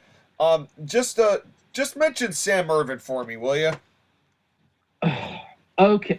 Honestly, that is my biggest issue with this match. You want to talk about someone that I fucking hate. I want to put Maxine Dupree and Samantha Irvin in a spaceship and fly it directly into the sun. Ricochet, break up with her, find someone else. I literally muted my TV out of pure frustration when she was doing the Tribal Chief Roman. Shut up! Just enough! I literally muted my TV because I could. This is the TAP, and I was tapping out. I cannot take it anymore. And it was to the point that when Kevin Owens and Logan Paul came out in the following match, I muted, the second they both got in the ring, I muted the TV until I knew the bell had sounded. That is how much this is bothering me. Why? And I swear to God, there is a weird movement on social media where everyone is suddenly obsessed with everything this fucking woman does just because she has very loud pipes. I don't get it. I don't get it. She is worse than the Ham Witch. She is the Ham Witch. No, she is worse. Ham Witch, come back. Come back, please. Save me. Save my ears and my soul and my everything. Well, she's Skyler, crunching those balls as hard as she has ever done before. Skyler, you talk for a couple minutes so I can calm down. Well, before you do, I have to say, of all the times I really wanted Paul Heyman to take the microphone. Take the microphone and bean her with it, please. But you know why they didn't? I know why they didn't. Because if Paul Heyman went into his spiel, I bet they were afraid that people were going to think about Brock Lesnar. That is a very solid point, actually. I bet you that's why they didn't. Paul Heyman is his own guy. Yeah, well, let's not see how fishy Paul Rist the Walrus is. Let's just leave that to the alleged. But I mean, the man did go to the China Club a lot. Allegedly. Well, let's talk about this TAW match of a match. Because this felt like an E-Fed match to me. I enjoyed it, even though the result was never once in question. I probably like this the most out of the three of us because I don't have a passionate hatred of multi-man matches. There was nothing blow away, just throwing babies into the air about this match. It was good, and the work between all four was solid. I do love that they kept hitting Roman with their finishing moves because I felt like they kind of did that like to acknowledge we know you're sick of him. So we're going to have all of them beat the fuck out of him. So I found great amusement out of that. I did get a little annoyed when a certain Solo showed up, but I do like that he was taken out and didn't really factor into the finish. Yeah. Even though this whole match was very, very, very predictable down to the finish, I did enjoy it. Well, and I do have to say, but we have to talk about some format differences. I have to say, the very first thing I wrote down on this match was good win, Roman. It wasn't even in question. No, the first thing that I noticed was they went in the corner and they started like 3v1ing Roman. And, like, not even a couple seconds of the match, what did I start sending the group chat? I've got 2 words for you. Red undies. What? Roman, you need to get better pants because I can see your red underwear through the holes in your pants' ass. Why? Get less see-through pants, Roman. Well, there's got to be some appeal to the ladies somewhere.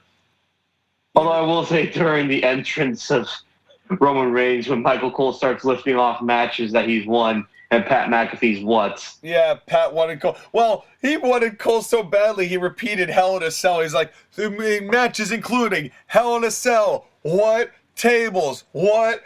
TLC, what? Hell in a Cell, what? I'm like, you repeated yourself. And then, anyone want to talk about the Slim Jim ad in between these entrances? No.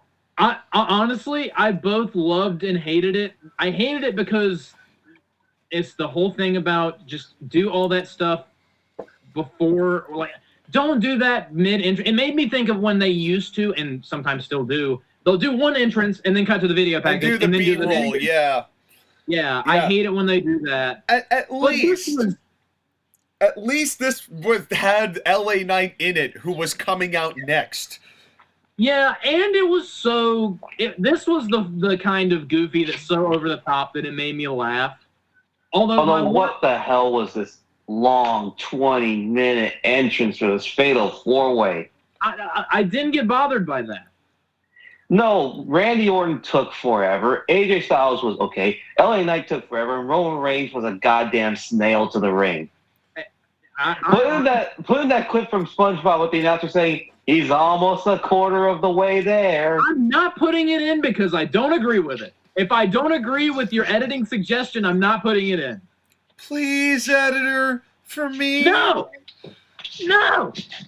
He's going to do it anyway. He's almost a quarter of the way there. Well, then we get a Triple H step bump. And, you know, the thing is, none of this was bad. I mean, it all looked good, but it just felt very four-way formulaic.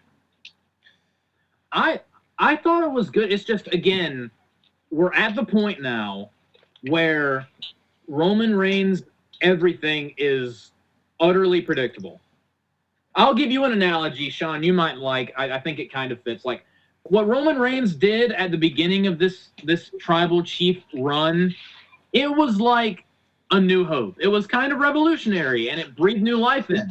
At this point, his matches are The Force Awakens. Ooh. Yeah. Which Yeah. I like The Force Awakens. It's my second favorite Star Wars movie. Yeah. But again, I have seen it. I still enjoy his matches, but I have seen it. There's no drama. Yeah, and it's just, I was just enjoying watching everybody else, really. I mean, we got an Oshi-Goroshi. That was nice. Yeah. And then they, you know, two of them hit Roman with their finish, but there's a breakup. And at that moment, I also one really minor thing that I just love. AJ Styles got hit with something, and then LA Knight did the BFT, and while he was covering Roman, AJ didn't break up the pin. He just fell on him. He staggered, and landed on top of the pin. And I'm like, that's one way to do it when you're a little woozy. Yeah, that was good. Which then kind of set off this whole everybody doing their finish situation. And at that moment, we need more groggy. I'm going to land on top of this pin because I don't have the strength to break it up. yeah, and at that moment, I kind of knew that Roman's winning this with one spear to somebody. Yeah. And, you know, and then Solo comes in, and I said, and we are in the bloodline part of this match. Yeah. And then my favorite part of this was when, I forget who it was. I think it was LA Knight, but it might have been AJ Styles. I think it was AJ. Solo goes to hit AJ into the barricade. AJ gets out of the way, and Solo catapults himself into that barricade and nearly takes the legs off of Sam Irvin. If only he was a couple centimeters to the right. It literally was that close. He John, barreled in there. I'm not even going to lie. If he was a couple centimeters to the right, I would have given the show a 10 out of 10, and I'm not even fucking kidding. Yeah, that was the vibe. Do you remember our Survivor Series review when you said nothing brings me more joy than seeing someone that I hate getting absolutely blasted? That's a true statement. Yep, more of that, yes. That is a true statement. It makes me so happy. It's like Christmas. Why are you guys hating on Ricochet's wife? Because she sucks. Because she's... And that's why Ricochet likes her. She sucks. Maybe he sucks too. I don't know. I don't know what they do in the bedroom. Not for me to decide. Whatever their business, have fun, you two. Go. I would not want a hand job from that woman. She'd rip his dick off. I just hope she's not a screamer. Oh, come on. You listen to her now. You know she's a screamer. Dude, she would like... She's like... what's the name of the woman in Mortal Kombat? Sindel? The one that Shiva. screams really loud? Or not Shiva, Sindel. Sindel. She's Sindel. She would like... The vibrations of her scream would like rip off the skin of his dick and it would come flying off. It would be a fatality. Oh my god. That is a visual. Well, you are welcome. AJ gets a chair, and then somebody talk about this finish where Roman Reigns shocks the world and wins. I can't even believe it, Sean. I know. But basically, so they get in the ring, and LA Knight tries to go for the BFT, but he gets pushed off into the ropes as AJ's going for the phenomenal forearm. So he tripped up the phenomenal forearm, and LA Knight falls out of the ring, and Roman hits the spear 1, 2, 3. Skyler, you thought this was a botch. I don't think it was. I think this was intentional. I'll tell you why. It's because LA Knight and AJ Styles hate each other, and they're either going to have a SmackDown match or they're going to go one-on-one at the Elimination Chamber pay-per-view, which I hope happens. This is going to be another instance of AJ's going to be like, I was about to hit my move, and then you hit the ropes, knocked me off the ropes, and that's why I got speared. So this is your fault, LA Knight. Once again, I actually think that they could be in the Elimination Chamber match. Something happens there again, and it goes into Mania, because LA Knight versus AJ Styles will be a really good Mania match. I still think he's getting Logan Paul. You can get that to Randy Orton. No, I still think LA Knight versus Logan Paul is the direction. I could be wrong, but I don't think we're getting LA Knight and AJ at WrestleMania, which I would be fine with that. Honestly, I kind of feel like they may run Kevin Owens and Logan that long. After the way that this match, which we're about to talk about, ended, I don't see either that or Logan Paul maybe faces Sami Zayn. Maybe. I think that we've got a different direction than where LA Knight is. I actually think Skyler is probably more correct, that they're trying to figure LA Knight into a match that feels big and important, and a former champion they relied on for a while with AJ Styles is a great way to kind of have that spot. They're both TNA wrestlers. I'm not saying they're going to mention that history, but it just kind of, again, teabags AJ. So you're saying the match is going to happen at Slammiversary. Okay, cool. That would be amazing. But I do think that there's... Just imagine that LA Knight gets inducted into the TNA Hall of Fame and AJ Styles attacks him. That would be something. That would be something. But the truth is, they wouldn't have done the disqualification loss to Kevin Owens if they weren't planning on making that something long term. Well, we'll talk about that when we get there, but I do agree that they're doing something with LA Knight and they're protecting him. And the fact that AJ Styles was the most expendable kind of speaks to that. Yeah. I agreed. They couldn't pin Orton this quickly, and I don't think they are really trying to keep LA Knight as popular as he is. Yeah, and all in all, this was a good match. It's just it's the Roman Reigns show, and we've all seen it at this point. That was the fact that there's a good predictable and a bad predictable. This is very much the not that great kind of predictable. Dude, this match went second. What else do you need to know? They're not switching a world title going second. They've done it before at the Royal Rumble. Yeah. Well, I believe it's the ancient Romans but to be fair, again, it's not this epic historical title reign. Yeah, it's not happening. Well, first of all, it's not happening at a Royal Rumble, period. Second of all, it's definitely not happening on match 2 of the Royal Rumble. Cody Rhodes. Just imagine if that's a situation where somebody forgot to kick out. I don't see that being the case. And bold prediction: Cody Rhodes beats Roman Reigns at WrestleMania Night 2 in the second match of the show.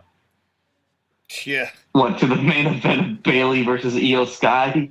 Yes, oh please. My God. The balls it would take to do that. No, to the main event of CM Punk and Seth Rollins. Well, that I would buy. That I would be okay with, because at least that would be you guys.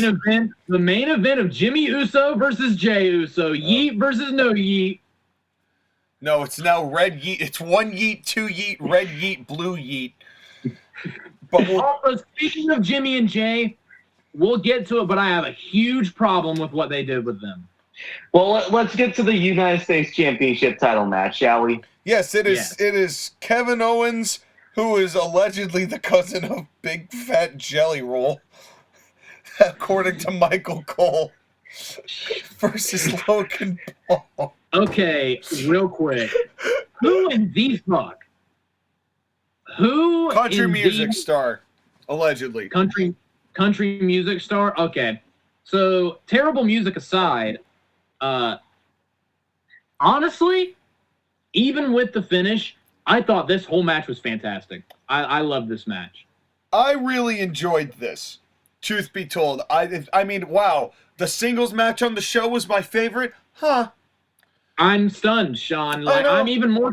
I'm more surprised at that than I am that Roman Reigns won. I know, it's amazing, but Logan Paul is such a natural heel. I think that the story of Owens basically saying "your kind ain't welcome around here" is hilariously funny.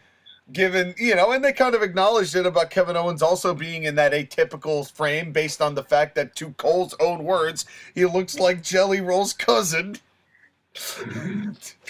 Dude. How is Logan Paul this good? The way he was scientifically going after the hand, there was a part where he wrestled Kevin Owens down, going after the hand. And one thing that you are taught to do in amateur wrestling is when you're trying to do something, you don't let go. You maintain control. Like, you're not, like in wrestling, in pro wrestling, you see a lot of doing a move and then they separate. In amateur wrestling, you do not see a lot of releasing. Like, you are grabbing a hold of your opponent and you're not letting your opponent go anywhere. Yeah. Logan Paul held on to this hand for dear life and did not let go. That's one of my favorite things that Logan Paul does in all of his matches. He will do a move and maintain control and stay on top of them. God, Logan Paul is just so good at this. And the fact that, like, we haven't seen him work a body part yet. This was a test to see if he can do this type of match, and flying colors, he did it. His counter to the stunner, going after the hand, I don't know how many more times in my life I will ever be this erect. My God, it was masterful. I'm pretty sure Pete Dunne's out of a job now. Okay, I don't know if I'm going to go that far. I mean, he did the joint manipulation stuff that Pete Dunne does. Yeah. So, like, what's he there for now? You leave that man. He just got his name back. There is okay? no argument. There is no argument. Well, anyway, Michael Cole screams, "The octopus! The octopus! The octopus!" Tap out. Tap out. This whole show was literally like part? the Mag Nation takes over Rumble. It's like this whole thing. It was just, the commentary was ridiculous. It's just. It sounded like people watching the WWE video game calling moves. It really did the whole night. Yeah. And It was weird, but I liked it. It was weird, but I liked it. It was freedom. It was freedom. We should all get adjusted to this kind of thing. Yeah. But there was just a lot of fun stuff. Like, I really liked the package shoulder breaker that I think Kevin Owens did. I didn't quite understand why Kevin Owens was doing so many crotch chops. Because Triple H. Oh, come on. Look who's in charge. So? Triple H, Sean. Yeah, but like... Listen. This was about fucking Tony Khan and stroking Triple H. 2-for-1 special. Fair enough. I mean, if you give him the spot that we saw later on in the Rumble with CM Punk in a certain move, the amount of steel stair bumps, which there was one in this match too. Skyler, you just turned into Tron. Are you okay, buddy? I was about to say he turned into Megatron right there. Wait, what? You became digitized once again. God damn it. A man of many gimmicks. Well, can you hear me now? Yes, I can hear you. Well, we now. heard you before. You just were eaten by the Matrix. I guess that's what I get for mentioning Tony Khan. He sends the bots after me. That's right. Yeah. you become the bot. Skyler Greenburn is Skyler Greenbot. He is the one. Anyway. But yeah, like the fact that this was a stroking Triple H thing with the steel step bumps and the crotch shots and the pedigree that happened later, like God. Pedigrees, multiple. Plural. But in any case, there was the one thing I really did like about this is when Logan Paul was on top and he's about to suplex Kevin Owens, and I guess Corey made a mention that nobody does that off the top. I don't watch. No, nobody the TV does it to show. Kevin Owens. But it goes, hey, Watch me do it right now. And then Kevin Owens, he's about to lift Kevin Owens for it, but instead we get that. I love this from Kevin Owens every time he's done it. He does that suplex rotating brain buster. It's one of my favorite moves of his. It looks so nice. It looks so good. It's always been one of my favorite things he's done. And at this point, I said I've been watching more than I've been writing down. Yep. And anytime that happens, that tells me I've had a good time watching the match. And the fact that they made the goons, and here's something. This is something I will give them monstrous credit for.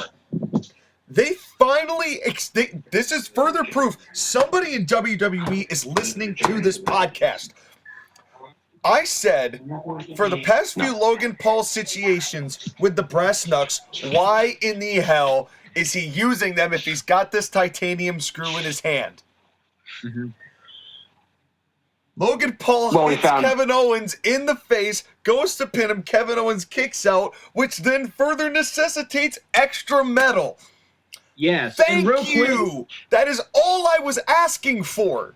Dude, not only that, this may be one of the best punches Logan Paul's ever done. He clobbered Kevin Owens. Kevin Owens sold it like a pro. Dude, this match fucking ruled.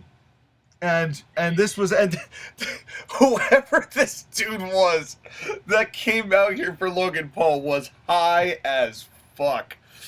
Yes, and once again, the commentary just burying him deep beneath the earth. Oh my god, it was so... This fucking loser. Yeah.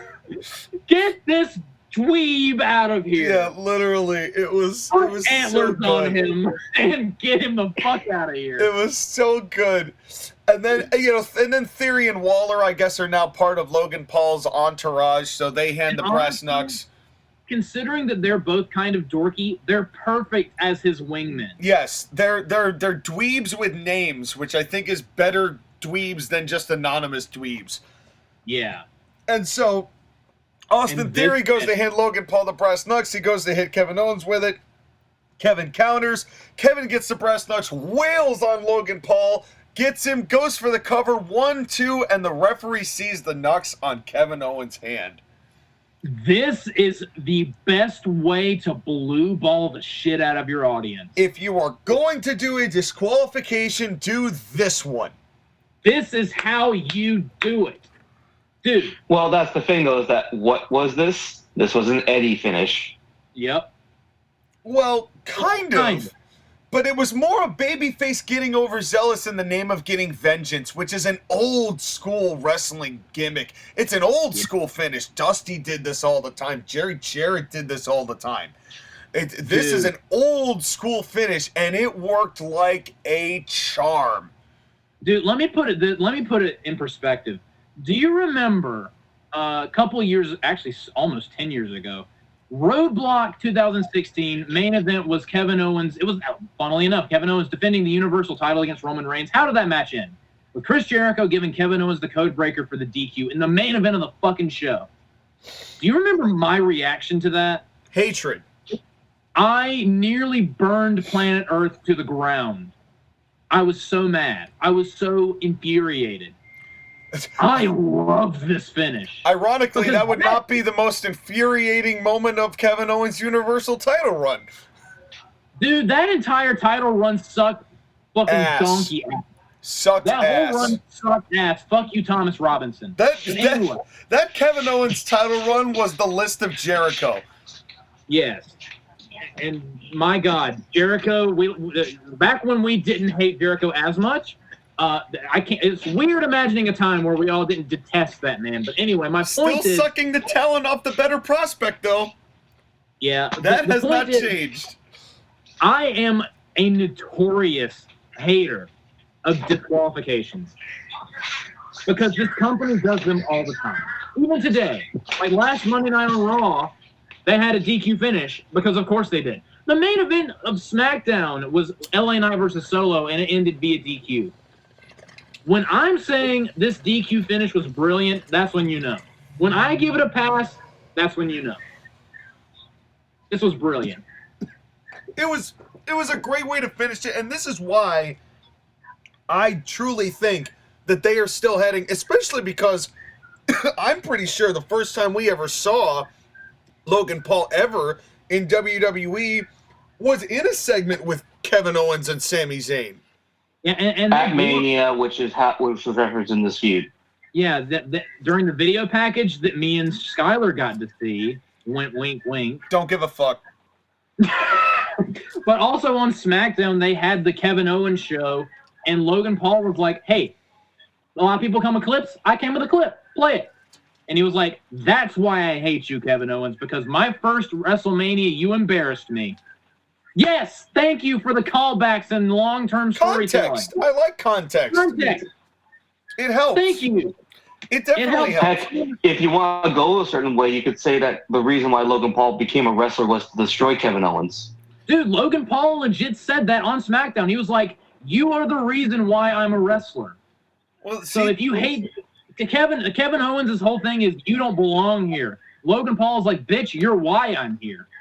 See, that's why I think that they're going to push this to Mania, because they need something big for Kevin Owens to do. And and it's either going to be him or Sami Zayn in this spot, and partially maybe what I think might happen is Sami Zayn's put in that spot, and Kevin Owens is finally like, you know what, this is the last time I'm having Sami Zayn outshine me after having the better part of the last 2.5 years have Sami Zayn matter more than I have. And it's gotten me very short-fused and short-tempered, no matter what I feel about Logan Paul, and then he ends up screwing Sami Zayn, and we get that wonderful feud again, but let's not talk about that. But, like, you know they were teasing that for a really long time, and, you know, who knows where they're going to go with this, but the fact is, I'm happy that this isn't over because they made it compelling enough for me to want to know what happens next. Dude, this whole feud has been great. So, and the other thing, too, that's kind of interesting is that when you look at, like, where they're going to go with this and where they can go with this, there's so many options. Mm-hmm. But the fact that Logan Paul signed a contract to be a full-time wrestler in WWE, like, that's awesome. well, Yeah. I really respect it from Logan Paul, because truthfully, he is such a dick in real life, and he translates that perfectly to the wrestling Dude, business. Such a heat magnet. Like, he is such a natural at this, and if he really dedicated himself to this and did it in a way, I think that the fans would honestly accept more championship runs of him in the future. Like, and maybe of bigger ones. I'm not saying he's going to be the world's champion, but could he be world heavyweight champion? Maybe. Let me just, Well, given his Maybe. potential, though, you could say that he will be the Universal Champion. Maybe. It depends on how long he wants to do this and how long he wants to be dedicated to it. You know his ego would not allow him to not have the biggest belts. Well, real quick, let me just say that one another thing before we move on that I love about this is really elevating the U.S. title. Because as much as we all love and appreciate what Gunther has been doing for the Intercontinental title, the U.S. title, it's not like it was a couple years ago where it was basically meaningless. It has had a teeny bit of meaning, just not anywhere. It's been very much eclipsed by the Intercontinental title. Stuff like this is a surefire way to restore some value for that title. Well, it lost a lot of steam after leaving Bobby Lashley's waist. Yeah, and was glued to Austin Theory. And then Austin for months. Theory held it for way too long, and then John He beat Cena. John Cena, though. Well, John Cena's the reason that Austin Theory sank. Yeah. Because he said everything that was true about Austin Theory, and Austin Theory in that moment had the chance to make himself a star or may prove John Cena right. And he proved John Cena right, and that's why he's now in this Grayson Waller sinkhole, being a lackey for somebody who's more important, who's, like you said, and this is his first title defense. No disrespect to Rey Mysterio, but Santos Escobar wasn't going to bring prestige to the belt either. Rey did his damnedest, but it meant more for Logan Paul to beat somebody like Rey Mysterio and now come back and defend it once. And this is all... What we're seeing right now is Triple H's growing pains in teaching his audience what he wants them to enjoy. Mm-hmm. Long stories, long title runs, and champions who may or may not be around all the time because they're busy making the title meaningful in other ways. And even though we all fucking hate the Vince era, he's taking stuff from the Vince era, putting it into this to where it makes sense and gives more context and makes it feel better. Well, honestly, it's kind of more like Triple H is taking a little bit more out of the Vincent J era playbook than he is the Vincent K playbook. And that's what fascinates me here, because a lot of what Triple H has been doing has been territory style finishes and storytelling, but in a much bigger, broader context. And that is, it's really, for somebody who has got that much knowledge and research, a real student of the game, as so many people have called Triple H over And the also, years. real quick, one more thing before we move on. There's another person I want to give a hearty hand clap to. I don't know what his name is, but the referee in this match sold the, oh my God, Brass Knux, you did not. The referee sold it. Like, his eyes damn near bugged out of his head when he saw the Brass Knux. And he looked like he was like, oh, Kevin, I'm so sorry. Ring the bell. The ref sold this beautifully. Yeah, I don't know what his name is, But he did a damn good job. Statman, to the rescue. Yes. What is his name, Skyler? Well, I'll get to that in a minute. Okay. Actually, it's Ryan Tran. He's been one of their veteran referees. Hats off to you, Ryan Tran. That you did a great job, especially for the finish of this match. Yes, I appreciate your efforts. But now we come to the main event. The main box of bento, as Mr. Flukeman would say. Exactly. The men's tosser. And this, I mentioned, was the best built Rumble in years. And out comes Jey Uso getting a very good reception. Mm-hmm. And then comes Jimmy Uso, and it gets the, oh, what's gonna happen? You know, every time I see the bloodline together, or any of time these family are staring down or interact, I always hear in the back of my mind the 1950s drama soap opera organ in the background, where someone's well, suddenly they made eye contact with each other. Neither going to Next time on General Hospital. Yeah, seriously, it's all my children. They milked this for way too long, but it's the bloodline. What do you expect? The milk line.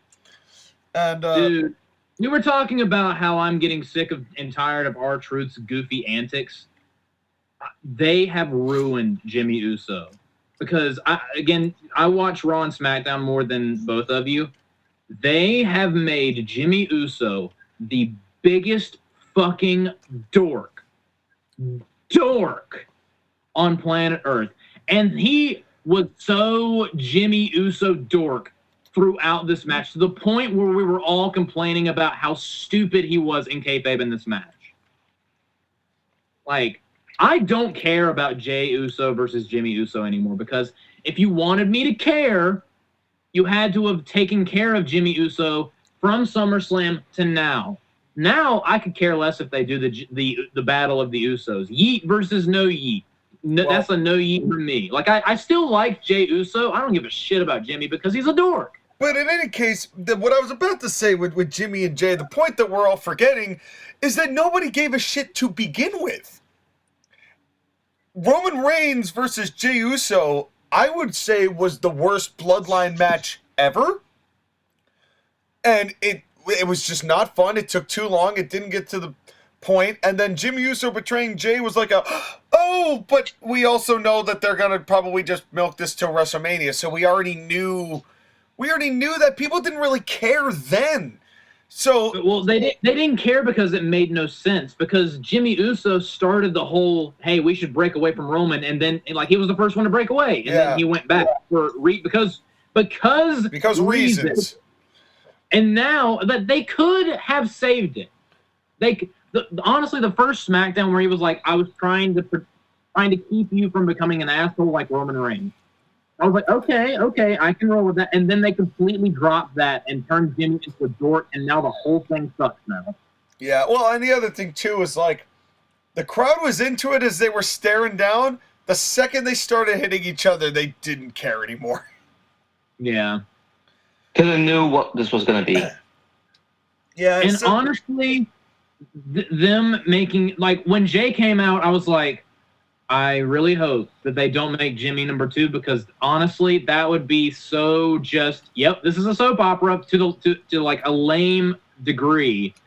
Sure enough. I think this is also like a test to see whether or not they can do that match at Mania. And I think it's very clear now that if they're going to have to really soap opera it. Well, I'm not gonna lie. If they do go with that match at WrestleMania, there is a decent chance that I might skip it. That it would be the skip. Depends on what else is on the card. Well, the way that it's shaping up right now, like that WrestleMania, if it goes the way that we think and hope it will, that's a stacked fucking show. But you know there's going to be like a multi-women tag match somewhere. Maybe. Who knows? It's a new era. But here comes a surprise. Grayson Waller comes Grayson out. Waller? And cuts, yeah, Grayson Waller comes out, and I actually appreciated the promo he cut. Yeah. Well, Oh, God. I thought you would hate this promo. I thought it was better than his usual stuff. I thought he was a little more freeform in his Knux. because I honestly think that they just gave him like, all right, just go out there and be a dick, and he was like, got it. Yeah, this felt a lot more... This was more loose than what I have heard out of him lately. Everything he does always feels so canned, and this didn't. And it was like, that's the thing. Like, if there's going to be more freedom like that down the pike, who knows? Maybe Grayson Waller will get over with me. Anyone has got the capability now. The thing that we've said, how many years have we said that the problem has always been their inability to just be themselves? And it feels like that lid has been taken off the jar. Well, for most people. For most people. And another thing that helped, he got punched in the face and it ended. It didn't overstay its welcome. Nope. But one thing that did, well, I shouldn't say that because it wasn't bad. Here comes Andrade again. And it was good to see him, although he peaked in NXT. Well, people were happy to see him. I don't know what he was wearing, but people were happy to see him. And this was the fuck you Tony Khan counter number 3, Mr. I'm going to punch somebody and keep my job. And let's not forget, folks, Andrade punched Sammy Guevara in the face, said, are you going to fire me if I punch him? And Tony overtly said no, so he punched him and sent him home, and he took Tony's money and then eventually just left. Tony, you are so... We've said it a million times. You are so fucking dumb. You gave him the green light. But I did not want amigos. I won't lie to you. Yeah, me either. No, neither did anybody else. Like, I could feel the eye rolling. Yeah, that's how I felt. Not just from us, but from the crowd. Yeah, it was just... I feel like the people are sick of it, too. I feel like What? The Eddie Guerrero tribute stuff all the time. Wait, no, you have to call it what it is. You coined this phrase. Edsturbation. The Edsturbation. Yep. I feel like we started talking about it, and then somebody in WWE heard it, and then all the fans just started realizing this, like, what are we even still doing this for? Like, we're approaching 20 years. We're approaching 20 years. Do it on the 20-year anniversary, and only Ray and Chavo, maybe. No, have Dominic be the only one to do it just to get you. Yeah. But don't let it be every Lucha come lately. Yeah, like, honestly... Or Johnny come Lucha, depending on your flavor, but... honestly, Johnny come Lucha is way funnier, but honestly, nothing is going to get these luchadors under faster instead of over than just like, hey, remember other luchadors that you actually care about? Yeah. Stop associating them with Ray. Stop with the Edsturbation. You are harming these people more than helping them. Yeah, no doubt. And then out comes Carmelo Hayes, and I gotta tell you something personally. I watch in Northeast Wrestling, who I mentioned quite a few times on this channel. I got to see a few matches from this man. His original name was Christian Casanova. He was green at the time, but you saw the potential was there. And I just want to say that I'm proud of this guy. This guy went from high schools and really put the... he's another one kind of like Jordan Grace who really put the work in. And looks tremendous, and he's improved a lot. He's bulked up a lot from the time that I used to watch him. He's done a great job, and he looked right at home here at the Rumble, so good for him. I can't remember who he did it to or when, but he delivered the best code breaker I've seen in years. Yeah, it looked really good. It was solid. And that, you know, it was great to have him be here. And then in comes Nakamura. And then Santos Escobar and him and Andrade proved that luchadors are not over. Yep. Well, they popped a lot more for Andrade than they did for Santos, even though Santos is a heel, but like at the same time, it's like, remember when Santos was supposed to be Andrade? Who was supposed to be Rey Mysterio? Who was supposed to be Alberto Del Rio? Who was supposed to be Rey Mysterio? Who was supposed to be Sin Cara? And you get my point. Yeah. It's a revolving door of Mexicans that no one cares about. Yeah. And my favorite thing Santos has ever done is when Brock Lesnar last year fall-away slammed him out of the ring and he almost cracked his spine in half on the apron. That was amazing. I had no idea who he was. Yeah. When you can literally feel Brock going, well, that was a guy that existed. Yeah, I don't know. Anyway, that was like a body. time. That was a body. Well, but then let's talk. And speaking of bodies, here comes Karrion Kross. Okay, before we go any further, I have heard. I listened to a couple of podcasts, right? Okay, like Jim Cornette. I listened to. I've really gotten a kick out of listening to Dutch's podcast as well, Dutch Mantel, and one thing that they have both said lately, and I, you know, without having talked to each other, is that the second that they debuted this thing with Karrion Kross and AOP and whatnot, the first thing Dutch said was that anything Karrion Kross is in is DOA. And then Jim Cornette has also said, I think it's time we, you know, ring the final bell toll and we call it on poor Karrion Kross. And I was still like, it can't possibly be that bad, right? Oh my God. I have literally slept with it louder than it was in Tropicana Field. It was pin drop quiet when Karrion Kross came out. I mean, that's not even doing it justice. There is no hope for this guy. There is no space in space as quiet as that room in Tropicana Field was last night. Literally, the entire town of Tampa Bay shut down for 58 seconds while this dude was in the ring. So much so that was maybe the fastest countdown to countdown I think there was the whole night. It was at like 38 seconds. Two things. One, remember when we were talking about that one time Dolph Ziggler came out at number 30 and no one cared? Well, even this less rivaled people it. cared. This even rivaled it. More people cared about Dolph at 30 than people cared about this poor guy. Dude, I genuinely feel for him. I really do. Number but two. He's got to go.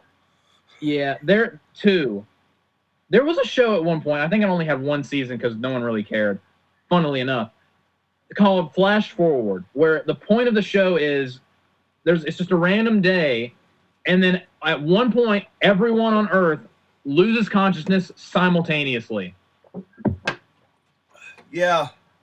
That may have happened when he came out. This poor guy. Dude, this guy is a tattooed beaker. It's you want to know what? Have you heard the name of his faction with AOP? By the way, I can't remember. The Final Testament. The final Yes. testament. Yeah, it sure is. It sure That- goddamn is. My God.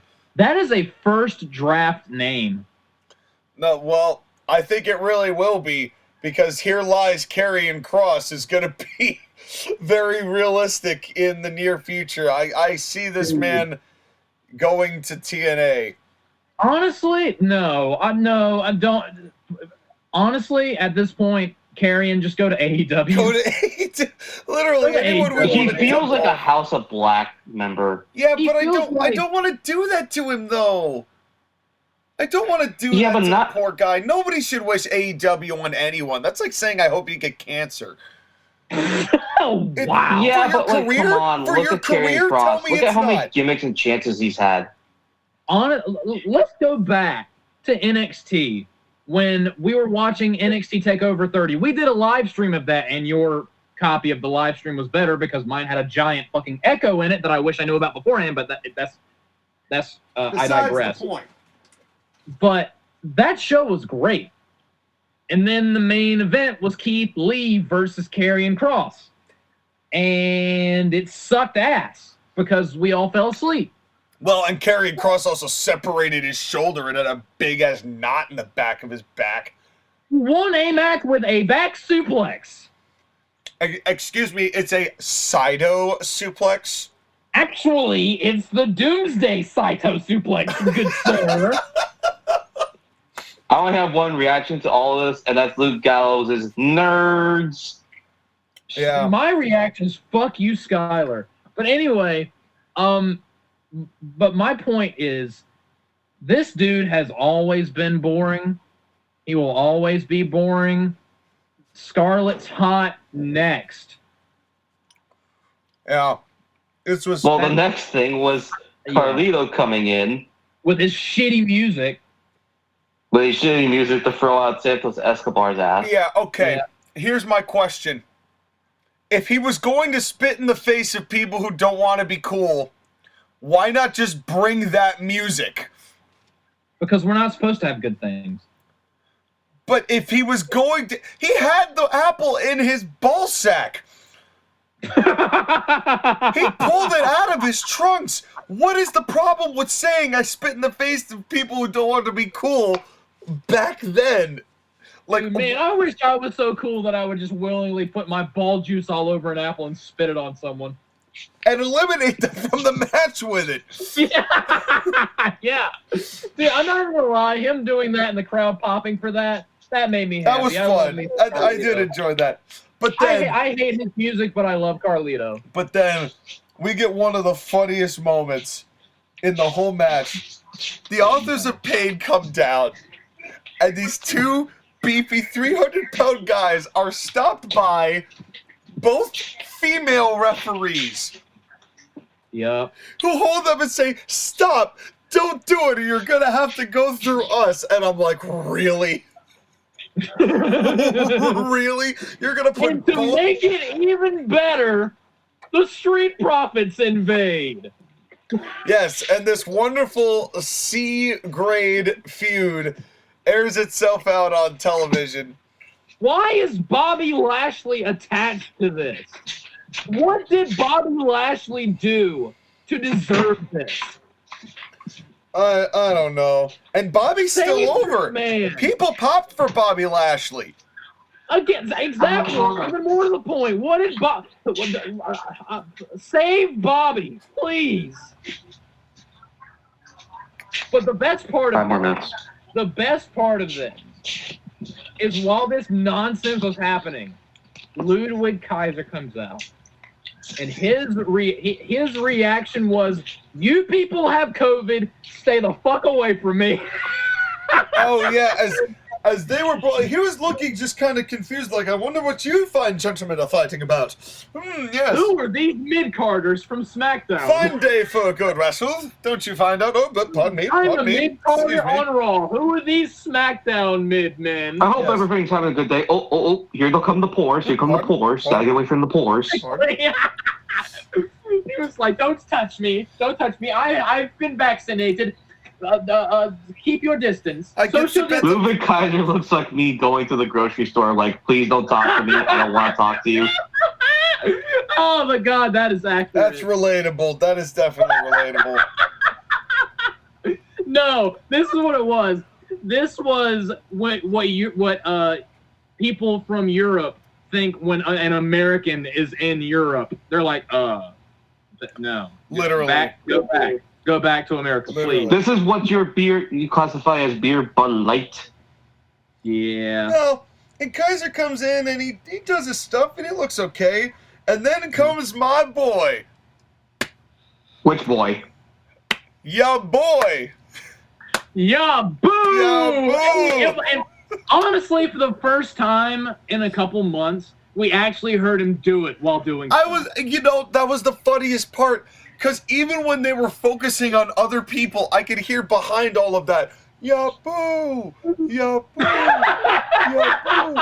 In the background, and it was killing me. I was laughing my ass off. He was screaming it, and it kills me every time I hear It's ya so boo! good, Sean. I already liked Finn Balor, and he is cold as fuck right now, but I love this. Doesn't extra matter. layer. This gimmick he's made for himself is so over with me right now. I mean, Yeah. I can't put him in the middle of, world title plans, but, it makes me happy to see him when I do see him, because I just want to hear him do it. It's so funny. Oh, it's so funny. good. It's so good. All right, question. Are we at the point where Jimmy Uso gets tossed out, or is that not yet? No, not yet. Okay, let me know when we get to that, because I have a point to make about that. We have Cody Rhodes here's the coming thing, out at next- 15. After Finn Balor comes Cody Rhodes. Okay. And it's like he shoots life into this thing because at this point there was no life in this match.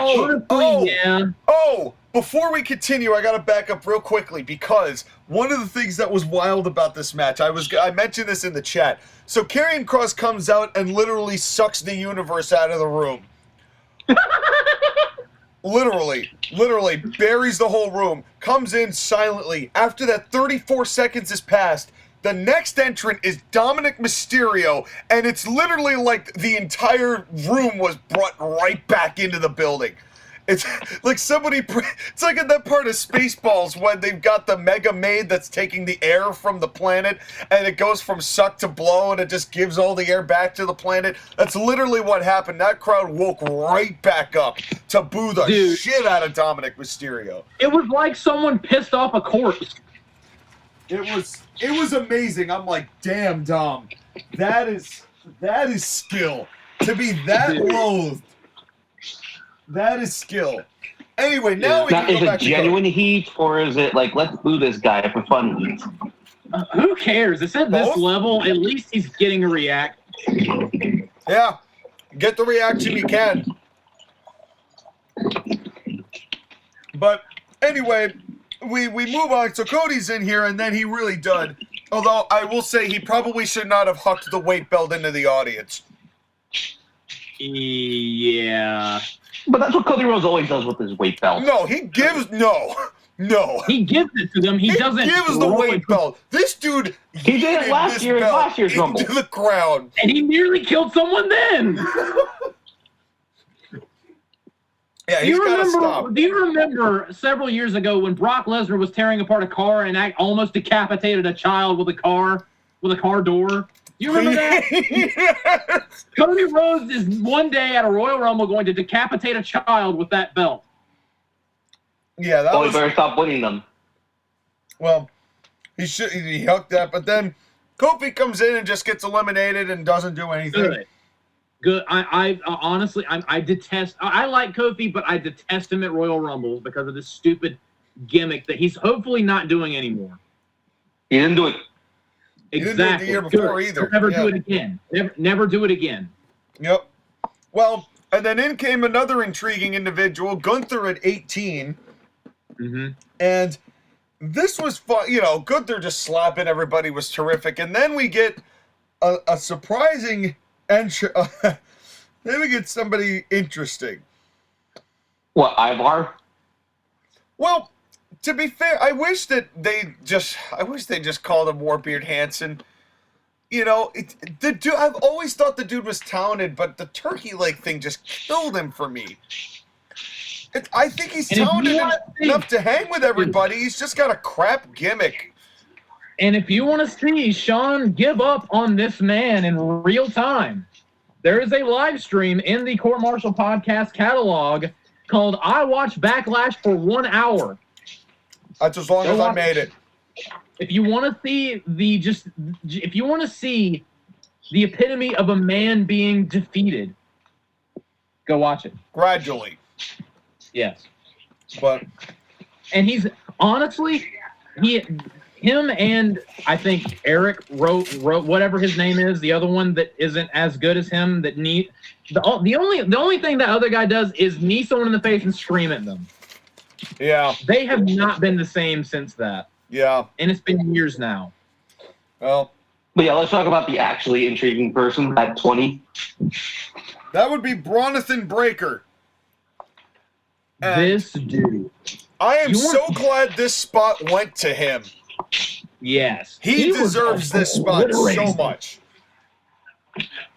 I think I might I'm getting close to having a new favorite spear. Yeah. Yeah, he is Like- so good. And the way that he Like- looks and just tosses people around like it's nothing.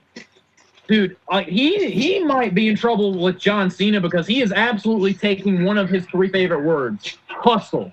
This dude embodies, I'm going to just explode and demolish someone. He runs so fast. Yeah. He reminds me of when the Steiners were young. You know, they reminds me of his dad and uncle. And I mean, you holler if you hear him, right? well, that was the best Yeah. part. I got to make a second Scott Steiner reference on this night. Yeah. That's a joy. And Scott Steiner was in TNA, and that means fuck you, Tony Khan, indirectly. So I'm counting it.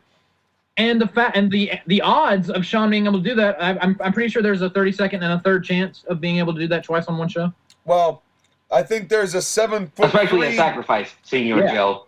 Yeah, especially at Sacrifice. Well, then our integrity was sacrificed because here comes Almas. He's fat. Actually, he's tall. He's tall. Okay. Anyway. This is where this match took a bit of a nosedive for me. Because from this Yeah. point, all the way up until probably up until maybe when the Miz showed up. No, it's when Punk shows up. It was we've had some bits in here that like I think yeah, it's just there was a point when this really just downturned. I really think I didn't hate when the Miz showed up, but I think that the R-Truth stuff was just lame. Well, hold on. Before we get that, we get Omos, who does his Omos thing. And then comes Pat McAfee. Well, before we get to Pat, Omos is the most useless giant.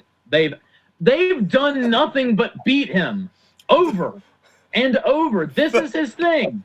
I'm only going to show up at a Battle Royal or a Royal Rumble just to get tossed. The look in MVP's eyes was not dissimilar to that of JR's in AEW when doing commentary. He looked like Pete Dunne when he first came on the screen and they called him Butch the first time. Just, someone shoot me. My life has taken a turn for the worse. Just put me out of my misery. And did you notice the fact that he, like, did not stay for ringside for this? Why? Like, he was embarrassed. I would be too, because he's with the most useless giant. Like, at least Khali did stuff. He sucked, but at least he did stuff. Omos does nothing Yeah, except make us groan. effectively. Well, and then JD McDonough gets... Here's the thing. This is where fucking dungarees over here really fucked this up. Because Braun Breaker eliminates Omos and they barely get it on camera as JD's coming down. And then Dominic eliminates Braun and they did miss most of that. Yep. And they had to go back and reshoot it to kind of show that what had happened. But JD McDonough, his goddamn... He looks like the jelly beans you have to collect in the Shrek 2 video game. He's literally, it's just like, oh, I can't stand. And here's the thing, I liked Jordan Devlin in NXT, but he's just bad here. This is not right for him. He needs to cut his hair. His hair makes him look weirder. He needs to. The fact that he is small and skinny and has that hair makes him look like an AEW wrestler. He looks like another Adam Cole. And the guy's talented. The guy can work. He's just a jobber. We didn't need another Finn Balor in this group. He doesn't even say Yabu. He doesn't even say Yabu. But can we address Braun Breaker for a second? In this performance, he had an absolutely fantastic performance. He eliminated Jimmy Uso, which was a pretty big deal, I guess, quote unquote. Speaking of that, we have one of my least favorite things about this Royal Rumble, and one of the reasons why I'm probably going to skip Jimmy versus Jay if they do it. Why the fuck would you even put them in the match at the same time if you're not going to have one eliminate the other to build to WrestleMania? The second someone other than Jay eliminated Jimmy, I was like, okay, they've given up. They've given up on this feud. They never put any effort in to start. But even then, why even bother? Why even bother if you're not even going to have them be involved or near each other when one of them's eliminated? And then I was like, maybe they'll have Jimmy come back in and eliminate Jay later. Nope. This was a giant waste of time. Well, but anyways, can I continue? I thought Omos was the giant waste of time.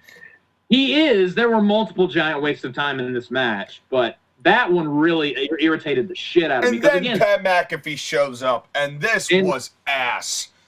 Speaking of a waste of time. Why? Why would you do this? Why? It was filler. Fine. But Pat McAfee knows how to fucking... This was dumb. This was just dumb. This would be one thing if this commentator was Kevin Patrick, the Aerith of Aer Lingus. And he's scared to death of Omos. But you're telling me that Pat McAfee... You're telling me Pat McAfee... The guy who fought Vince McMahon at WrestleMania. Don't remind me. Back when Vince looked like a decaying Muppet. But you're telling me that Pat McAfee, one of the biggest celebrity wrestling deals in WWE, is afraid of Omos, so much so that he's just going to waste everybody's time and eliminate himself from the Rumble so Cole can mark out that he still has the longest commentator record. I'll tell you what sucked. I'll tell you what annoyed me the most about this and made it even more painful. Not the fact that he eliminated himself. The fact that he went over the top rope, got back in, just to turn around and do it again and actually...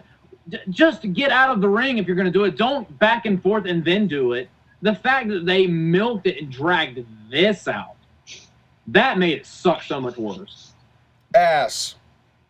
Total ass. This was ass. And all I wanted to see was massive balls. Okay, can I continue before we, shit on everything else? Yes.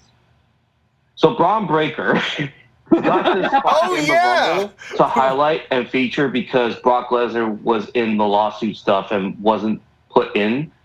Yeah. They have belief in Braun Breaker. The plan is that they're going to keep him in NXT to finish up, but that after Mania, they're probably going to bring him up. Do it. I'm all for it. Do it. You think I'm going to be upset about that? The tease between him and Gunther, give me that for Mania. Yeah, that was tasty. That was tasty. And that was supposed to be Brock, but oh well. Well, stop making ladies piss for you. Did Gunther really need to beat Brock? Let's be honest. Would Brock not have just beaten Gunther? Probably. Depends on if the IC title would have been on the line. Of course it would have been. It's WrestleMania. It's one of the only things Brock hadn't won. Well, we're not going to know now. Thank Christ. Because I care about Miz's massive balls. I don't. Well, This first gimmick. of all, before we get to Miz, we got to talk about the first part of that. Because in comes R-Truth to the pop that he thought he was going to get at the women's match. He runs down, he goes, this is the right one. This one is the right one. That did make me laugh. He's like, wait, I got it this time. Yeah, I got it. I've learned. I got it. And he gets in, and he tries to tag in, and everyone thought it was funny, going to show the collective IQ of wrestling fans sometimes. Yeah. I mean, I did get... You almost couldn't help but smile, because it was stupid, but it was... Like, okay. I'll tell you why it gets a pass from me, because I thought it was mildly amusing. Because it was mildly amusing. Good way to put it. Dominic so badly wanted, like, he was getting beat up. Dominic, again, is the chicken shit heel. He wanted someone to come in and help him. And he was like, R-Truth, get in here. But R-Truth is practically mentally disabled. So Dominic was like, fuck it. Fine, I'll tag you in if you help me. The pure desperation of Dominic reducing himself to R-Truth's delusion just so he can get some help, that's what made it funny. And the fact that the commentator sold it is like, we have gotten a hot tag at the Royal Rumble. This was, oh my God, this was an this was an E-Fed show. Yes, honestly. This really was. My God. It really was. Oh. We have more of an influence on them than even we suspected. I think you might be right about that, but in comes Sugar Daddy Damien. And here's my thing, guys. We were mentioning this before. I'm going to say it again. I really do believe that they have missed their cash-in window on Damian Priest. It should have happened in the fall when they were tempted to do it at, I don't think it was Survivor Series. Maybe it was. But when they were going to do it then, and Seth still found a way to win with the shot onto the briefcase. I think maybe that was the match against Brawler. Yeah, it was Brawler at SummerSlam. Yeah, well, okay. Well, they missed. The point is, they've done so much cucking of Damian Priest in this cash-in stuff that it's now at the point where, with the amount of stars that are in WWE right now, that ship is gone. It is going to be really hard to break that glass ceiling and make yourself equated to that level at this stage of the game. And I'll tell you exactly when they really were like, all right, now what really hurt it was a couple Raws ago when he could have cashed in, but Drew McIntyre stopped him when he was having the match with Seth Rollins. And Seth won, but he was still hurt, and Damian was there, and he was like, I'm just not going to cash in because the show's going off the air. It was so stupid that it became a part of the storyline of Drew McIntyre referring to that idiot Damian Priest. Yeah. It became a part of, like, Damian's so dumb, kayfabe-wise, that it's now part of the story. That really hurt him. Yeah. Oh, that, and like, why would you put yourself in the Royal Rumble when you already have Money in the Bank? Why would you not cash in on Monday Night Raw when Seth Rollins is literally standing there with a knee injury? Yep, that also didn't help. Yeah, they've got to get the briefcase off this guy. And I said this earlier. At this point, especially since I might just be saying this because of the now, since they have so much other stuff going on, and it's just such an afterthought. I'm not saying get rid of it forever, but stop doing Money in the Bank for at least 3 to 5 years. Well, I think, we were saying, out of the realm of possible, the changes that Triple H is going to make. I think that probably in 5 years' time, we will not have a gimmick-themed pay-per-view left on the card. Besides the Rumble. Maybe Chamber. And yeah, but I think that, in Survivor Series just for the legacy of it. But, but in its different form now. Yeah. Especially the B pay-per-views. Like, the B pay-per-view stuff is going to go away. Yeah, I genuinely believe that. I think Hell in a Cell is going to be back to being a match that matters. Triple H was pretty heavy on that back in the day. Bring back Unforgiven. Stop using No Mercy on NXT. Bring back Armageddon. Bring back Armageddon.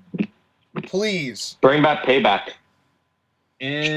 Okay, all right. Why do we need a Payback and a Backlash when Payback and Backlash are synonyms? Because everyone likes backs. We need to do WrestleMania Payback-lash. You stop that right now, young man. And, well, anyway, here comes Drew. And... Well, CM Punk comes up first. Well, but no one cares about CM Punk. Wasn't he that guy that fucking almost killed Tony Khan? He lunged at him. Yeah, oh my God. He's a threat to himself and those around him. And the fragile egos of children. He nearly murdered a man after he choked out a useless piece of shit backstage. Yes, this man hates real glass.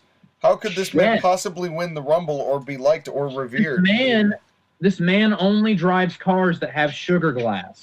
That's right. That's right. Wow. So This new gimmick for CM Punk.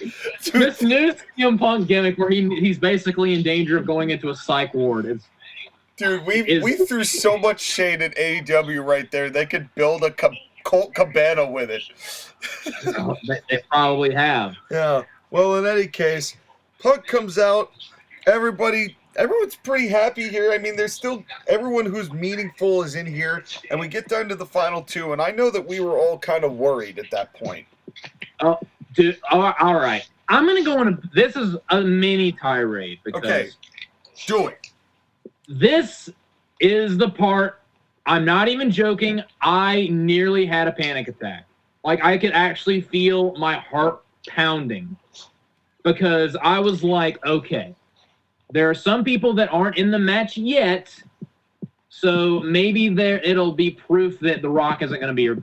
Particularly Drew McIntyre wasn't out at this point, and I was like, if Drew McIntyre is number 30, and maybe Chad Gable and Ricochet fill out the rest of the field, then there's no Rock. If Drew McIntyre's 29, that leaves a window of opportunity for one Dwayne The Rock Johnson, who is now legally known as The Rock. Just his first name is The, and his last name is Rock. He has no middle name. When Drew McIntyre came out at number 29, I felt just an impending sense of doom. I literally was like, fuck. And I put my head in my hands, and I was looking at the screen through my fingers, going, no, no, no. For a minute and 30 seconds, I was nearly on the edge, the precipice of a panic attack. But then I was like, oh, wait. Sami Zayn.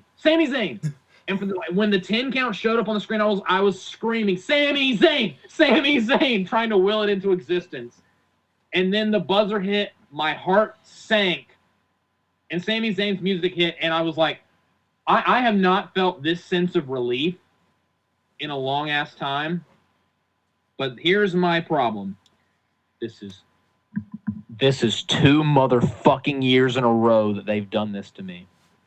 Especially because, 2022, they did it with Brock at 30, and it was like, oh, Brock's winning. And then he did.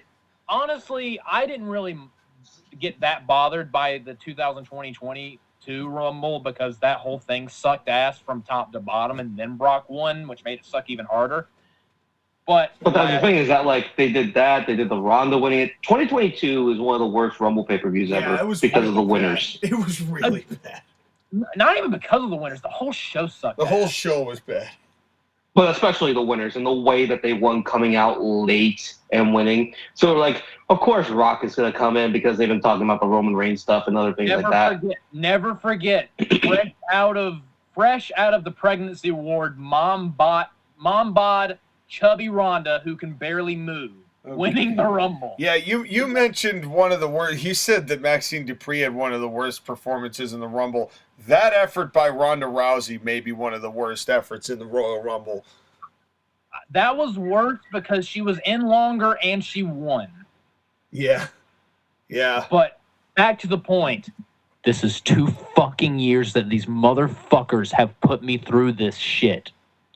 Enough. And it they won't did be it to the me last. You know what? If Cody wins the title at WrestleMania from Roman, then they can tease, they can threaten having Roman versus Rock at WrestleMania, because at that point, I won't care. At that point, I won't care. The match will suck, and I'll even watch it. But the past 2 years, I feel like I've had an axe or a giant sword at my neck, waiting for it to drop. Now, thankfully, it didn't happen, but the impending threat, WWE, stop doing this to me. My poor heart can't take it. That was one of my big issues with this. Stop putting me through this every year. I can't take it. But it was just Sami Zayn. Yeah. And it was happy to hear Sami. Yeah. It was great having Sami. I was happy to see him, all right. Yeah, it was but it was a great mix for the finish, because you had like 8 guys in there, like 7 of whom you really enjoyed, and all of whom could have kind of a case and a gripe against Roman Reigns or somebody in the mix. Like, it was a wonderful final group of people, even though the crowd was really starting to get tired. Yeah, the crowd was gassed. Like, they were trying, to their credit, they were trying to stay up and invigorated, but it was a tough proposition for them.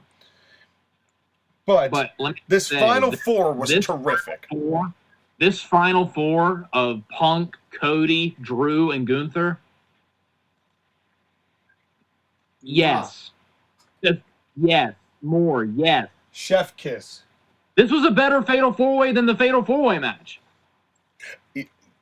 Yeah.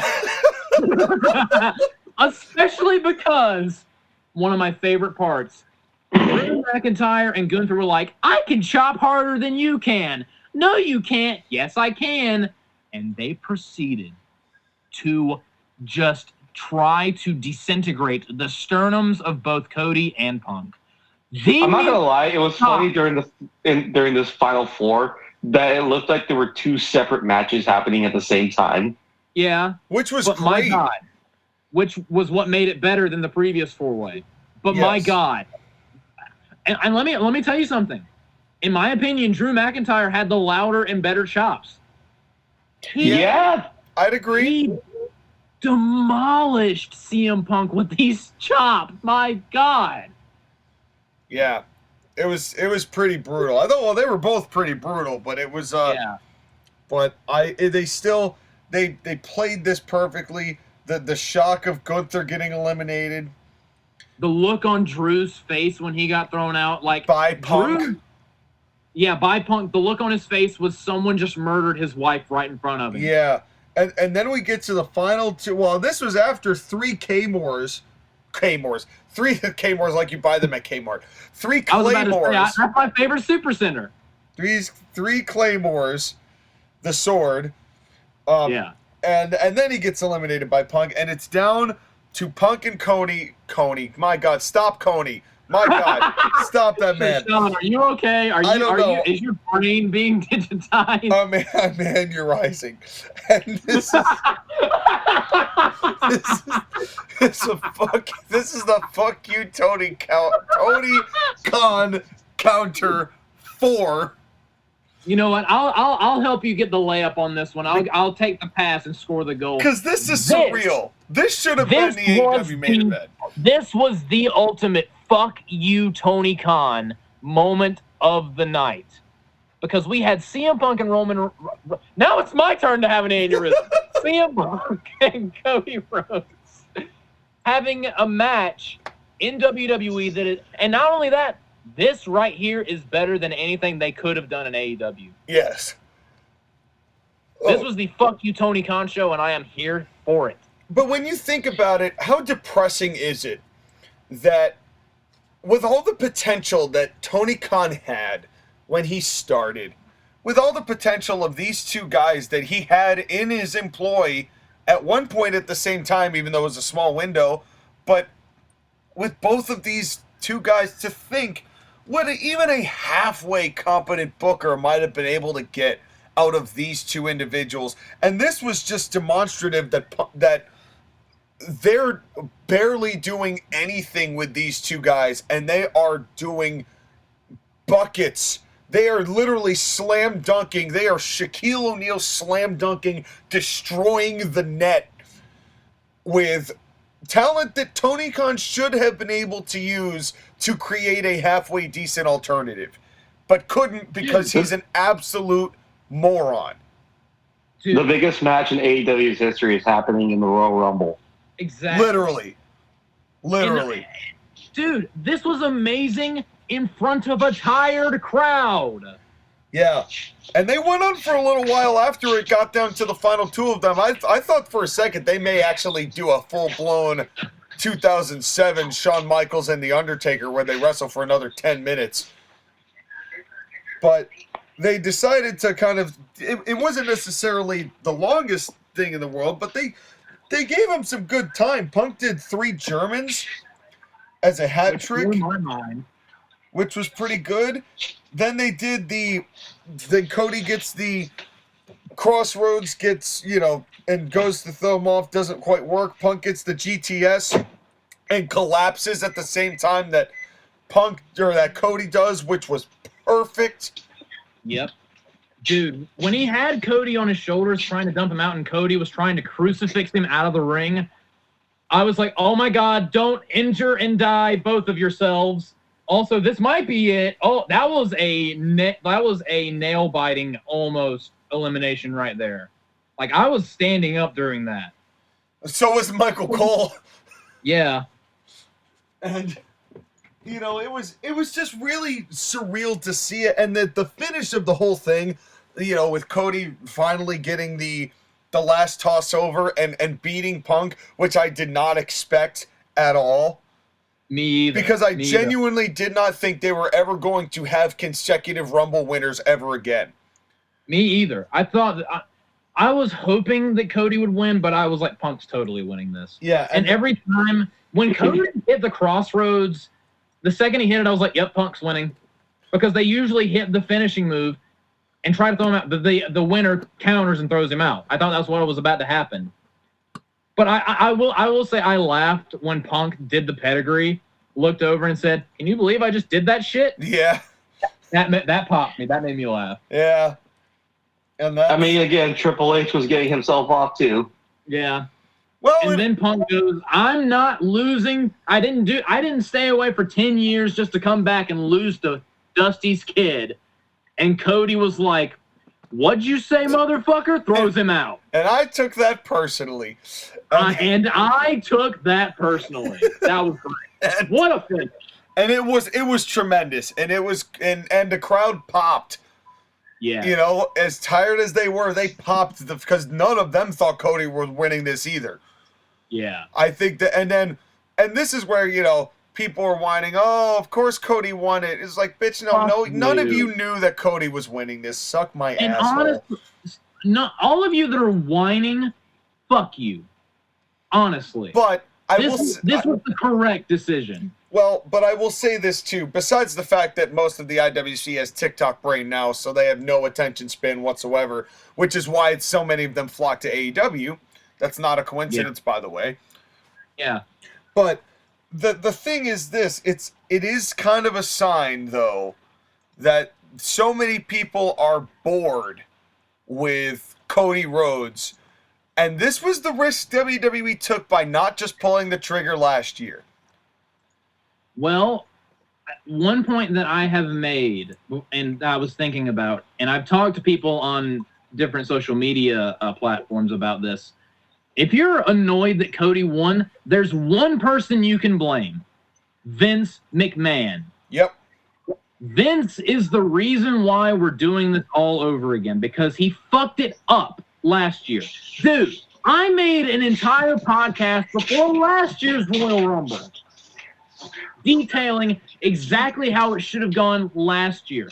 And they did everything I said they should do. The plan, it was the right person, the right story, at the right place at the right time, and they did it perfectly until they got to the fucking finish line and they fumbled. This is a consequence of Vince McMahon doing what he did to us last year. One final time, yes. Yes. So if you're mad, get mad at Vince. Blame him. Yeah. And This is why I am saying this whole show wasn't just the fuck AEW show, it was a necessary course correction. Not only a necessary course correction, but also a thing of like they were walking a very fine line. Yes, they could have Punk win it, and then he could go on to, I don't know, like win a match, I guess. Have Cody win like the Chamber or whatever, but it wouldn't have had the same impact. Mm-hmm. He just wouldn't. correct. And not only that, like the look on his face when he during the press scrum afterwards, when he was like, "My name is now on a list with Hulk Hogan, Shawn Michaels, and Stone Cold." The look on his face when he said that, when he realized what he just said, he almost burst into tears when he said that. Because that is the Mount Rushmore of WWE. It's certainly up there. They're all certainly up there, and and it's the thing is that's why I was so surprised by it. I was so taken by it because I really genuinely did not think they would ever do that again. And the fact that they've done this and they pointed, the thing that makes me very interested is the line that was very so obviously fed to Michael Cole, but where he said to Roman Reigns, "Hey Roman, what inning are we in now?" And that almost makes me think that because that line was used as kind of a save, as you just said, JoshAgeddon, by Paul Heyman to kind of describe the longevity of what they're trying to tell, whether it was their call or not. I think that now that might factor into the fact that Cody may just finish his story at WrestleMania, but until it happens, I am not going to get too excited. Me either. It absolutely should happen. It needs to happen. It is what it is supposed to happen. But I'm still going to trust the process. There is a phrase. There is a phrase. Not trust the process. I'm going to use a different phrase. I'll believe it when I see it. Yeah. And so... But yeah, the beauty of it is that we get the choice of like, who's he going to pick? And all doubt was removed when Cody pointed at Roman and said, "Fuck you." I loved that. I loved, for one... Oh, we never mentioned this. By the way. Some additions to the Rumble format. Adding clocks to people that are still in the match and saying how long they've been in there. That's genius. Why haven't they? On one hand, it's genius. Why on the other hand, why is it taking them to 2024 to start doing this? That's another fuck you to AEW and their sports-based presentation. Also, another thing that they did that I really liked was they had both world champions in the skyboxes. That was nice. To further add to the stakes of this match.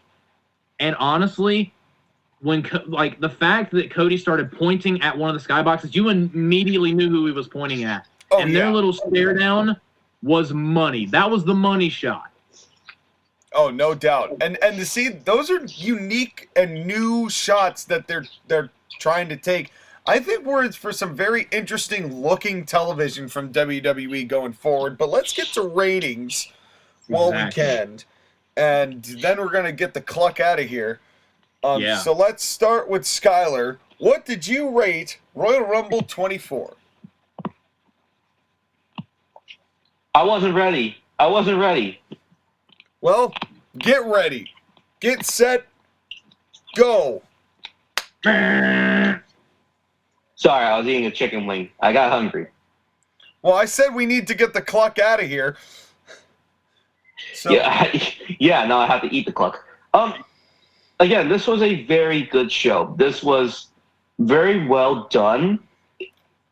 This was one of the best hyped Rumbles, at least the men's Rumble, that's happened in a long time with intricate storytelling and intricate things happening. Like, I'm not used to this type of build from WWE. Having said that, though, the matches didn't deliver in quality. While we have nice things to say about both Rumbles, neither of them really stood out as, like, one of the best Rumbles of all time, like last year's did. I won't even sure if I can call them good Rumbles. We didn't get that many returns like in the fantastical area. Like we didn't get Sasha Banks. I'm assuming she's going to AEW, which is like good for her or whatever. Good luck. R.I.P. Have fun with But that. like we didn't get Sasha Banks, we didn't get Okada, we didn't get any of the fantastical people that could have arrived. It is what it is. I'm curious to see where they're going because they have the chamber next, and who they put in that chamber is really going to determine who's going to wrestle in what matches in Mania. But we know one of them, it's Cody versus Roman, and there's no way. We said it last year, and then we were surprised, but there's no way they cannot do Cody winning at the Rumble and then going on to Mania and finishing his story. So let's hope that they have learned from that mistake and realize that they can't prolong Roman's title reign any longer. Sean, you're still right. They should have pulled the trigger last year, and they jumped the shark. Now, hopefully they can go past the shark and not jump it this time.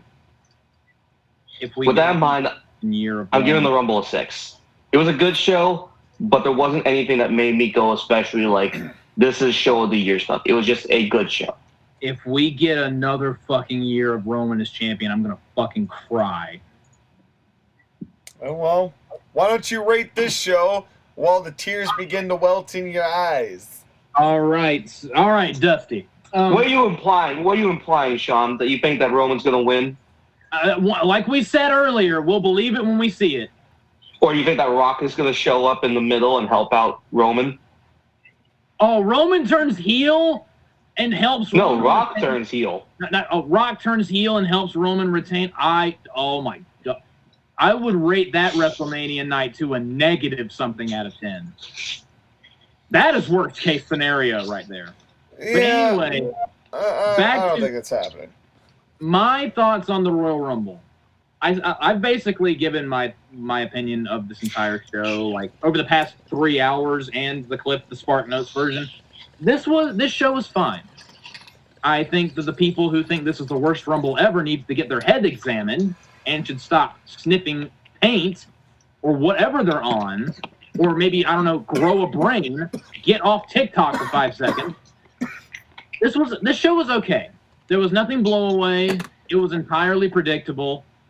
But what mattered more than anything, honestly, this was a 5 out of 10 show, but the people that won and the things that mattered, that went through, the results we got and the direction they're going, is, like I said, the course correction that they needed.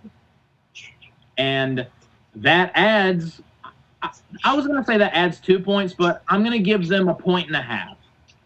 So, because this show wasn't the greatest thing ever, and it did kind of fall a little bit, it faltered a little bit as far as the high expectations we had. This was overhype, under-deliver. But they still went in the correct direction. So I'm going to give this show a 6.5 out of 10. It was a good show, not as good as I wanted it to be, but at least they're going in the correct direction. Yeah, and I'll basically round out by agreeing with both of you. I mean, nothing floored me on this show, but it got the point across for the things that they needed to get across. The finishes were good, and truth be told, I would rather have a billion shows like this where the finishes were good and it gets the point across rather than a whole bunch of other nonsense or great quality matches where the finishes suck ass and we can't take anything of value away from it, and neither can the wrestlers. You know, give me this show over anything produced by Tony Khan. And the fact that this show was a gigantic suck my gigantic dick to AEW show brings me joy. But I am inclined to agree with both of you that this was an okay show. This is not a bad criticism or a bad rating by any means. Like, I don't want to express discontent because I don't really think there was any. It just wasn't rock your socks off the way that it had been billed. But that's it. All in all, I would rather them have great hype and okay shows rather than crap hype and good and terrific shows. I'd like to have great hype and great shows, but listen, we're in new territory. So I'm willing to concede some points here, but I'm gonna. I rated it initially a 6, but because you two gave me a window, I'm gonna just go ahead and slide my way right into the 6.25 realm, and just Why is this always what happens? right in between you, and don't ask me to break down the ratings. I mean, just like Dave Meltzer, 6.25 is basically just 6.5. It's basically just 10. It's basically it's a 10 star. It's like the same thing. It's basically Sean, I'm gonna slap you. Well, thankfully, while I am as long-winded as Dave Meltzer, thankfully I'm not as beat around the bush as Dave Meltzer. But You were infinitely more coherent than if I banged 2 rocks together and started throwing them at a mute. That would be more coherent than Dave Meltzer. yeah, that's the point we're at. But that's why he and Tony Khan get along so well. But we'll have to talk about them never. But we'll talk about WWE another time. So thank you, gentlemen, for being a part of this Podamacasti, as it's always fun. And I'm not sure what we're going to do next, but we've got the Chamber coming up, and we still have a guest of program of the 3 of us we got to do.